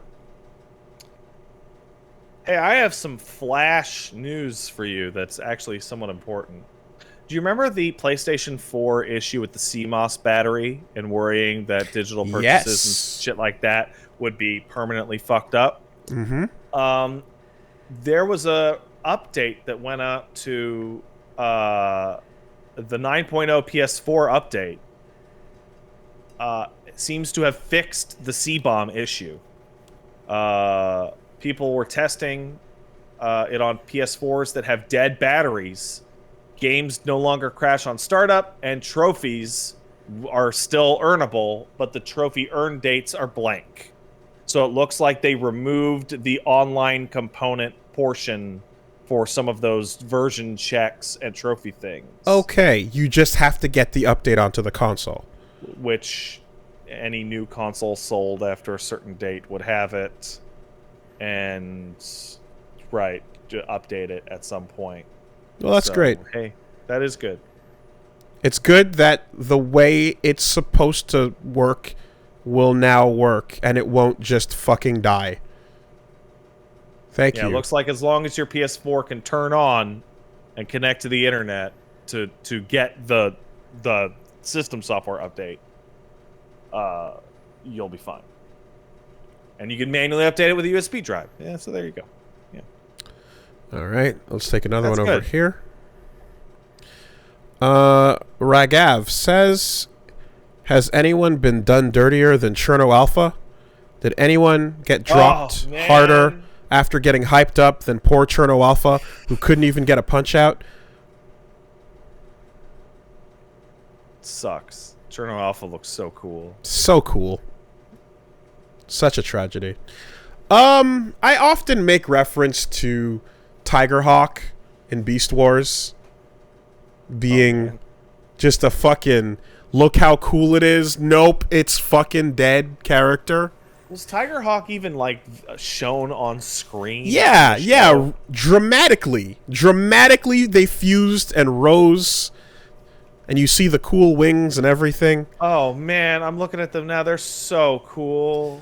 But let's see if we can't get something else, since I always bring that up. You ever play Winback? No. Okay, well, real early in Winback, there's a dude who you meet the black guy because you have to save a bunch of your squad, and like you meet the guy in Winback, and like you're like you make a plan for like how you're gonna, be like, okay, let's work together. We're gonna stop this situation and stuff and whatever, and then you you go, all right, like game time, 3, 2, 1, break kind of thing, and then like the black guy that you save runs out of cover and immediately gets sniped in the head right after meeting him. And it's just one of these most like of the whole like black guy dies first type things, like one of the most ridiculous, brutal, insane ones, because you just meet him, you save him, you make the plan, you're gonna roll out together, you're like, all right, this will be the homie maybe, and then he just gets fucking like misted. You know what? The second he leaves cover. I have one, and it's up to every person's personal interpretation if it counts as another black guy getting it early. Decoy Octopus gets it real bad. Yeah.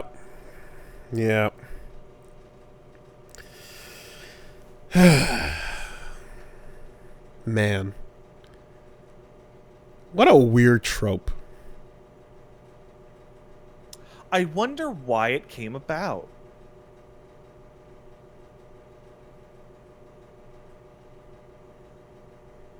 Don't think too hard. Here. Hello. We got one coming in from Paulo says, hello, Patrick and Woolsworth. One of my favorite underrated moments was in the Livin' the Dream LP when you freaked out about how OP Steph Curry was, calling him the Meta Knight of basketball. Just wanted to give an update. 5 years later, his approach was so potent that it warped the meta of the NBA like a sick video game. Three-pointers were not as popular before Curry got big, and now they're everywhere. Defensive formations are now more spread out since people are scoring threats from further away. And smaller players can still be potent because they shoot good. In fact, the league as a whole is not as tall as it used to be. It reached comical conclusion in 2017-2018 with the Houston Rockets. The team literally shot more three-point attempts than two-point shots, and they were winning. All while Curry was still racking up video game level-ish high scores. So the Meta Knight of basketball was way more apt than you realized. The whole sport warped around his approach to the ball. It's hilarious. It's wild to me because, like, three-pointers are hard, but they're worth more. So if you can find a guy who can just hit them, you should get that guy. Yeah. No, I mean, worth more. You give it enough time, and if there's a thing that you can create a machine to do, what in fucking Quidditch, what's the thing? The snitch? Yeah. Right? Like, you catch the snitch, you win the game, so, give it a couple generations of sport, and then would there not just be snitch-catching beasts that make the rest of the game completely obsolete? Yeah. Makes sense.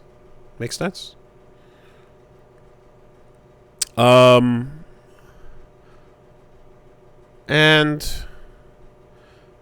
let's take one here from Cap, who says, "Hey, Van and Pinello Hate Club. Out of the those two characters suck ass. Out of the most potent spite you've seen, I've set out on a very specific quest of measuring how long each main character. They're talking about the most ignored main characters, and good one. I wanted to measure how long each main character is on screen across all of Kingdom Hearts. Long story short, from 1 all the way to 3, totaling 47 hours, Kairi is in less than 2. Just under 4% of the series that she's supposedly a main character of. 3 literally... She's the big 3. Yeah. She's in a... 3 literally throws her in a hyperbolic time chamber so she can job near the end of the game. She is the most ignored main character of a series I can think of, unless you have others. I really don't. Even from a distance, I could tell that Kairi would get the short end of the stick. 2 out of 47 is fucking brutal. That's insane. I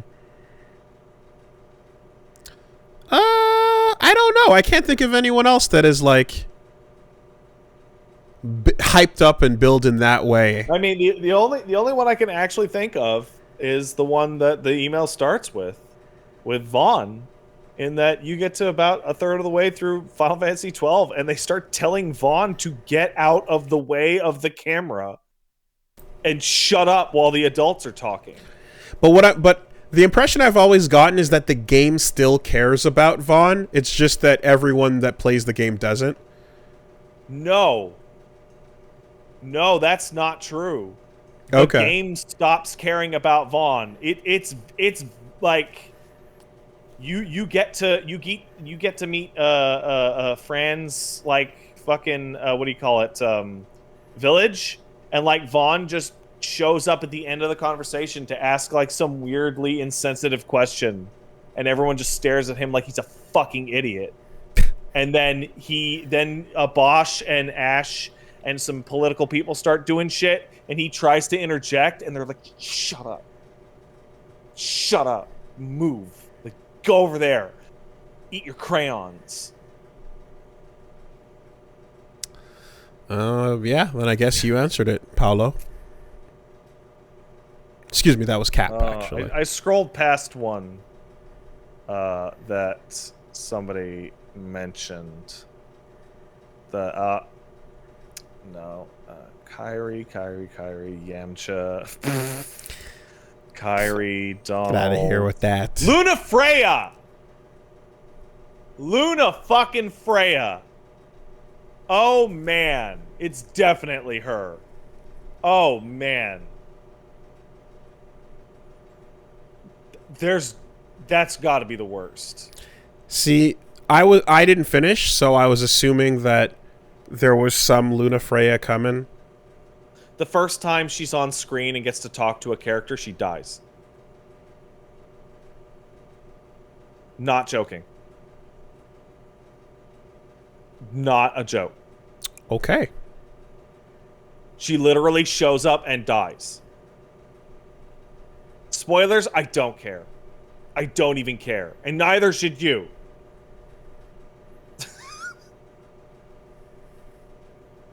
Okay. Well, I guess I'll just never play the rest of that. You know what? That's fine.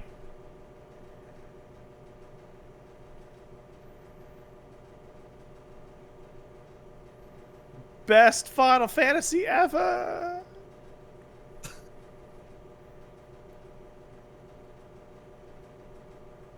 Hey man, don't fucking look at me on that one. All right. So they want you to like take a photo that's important near the end of the game of your friends or you and her or whatever, and everybody I know took a shot of fucking Noctis wearing the cup noodle hat. Or just the cup noodle. I thought it was Kenny. Noctis and the penguin. I don't even remember that. There's the penguin that you can sit next to on the bench. Christ, I don't even remember that. The crow. Yeah. Oh, anyway. The big dude? Yeah, the Kenny the crow. Mm-hmm. Oh, I thought you meant like a real crow. No, yeah, like the yeah. Yeah, that guy's all right. All right. Have a good one. We did it. Bye, everybody. That's good? That's good. All right. Yeah. There you go. Podcast over. Get out of here.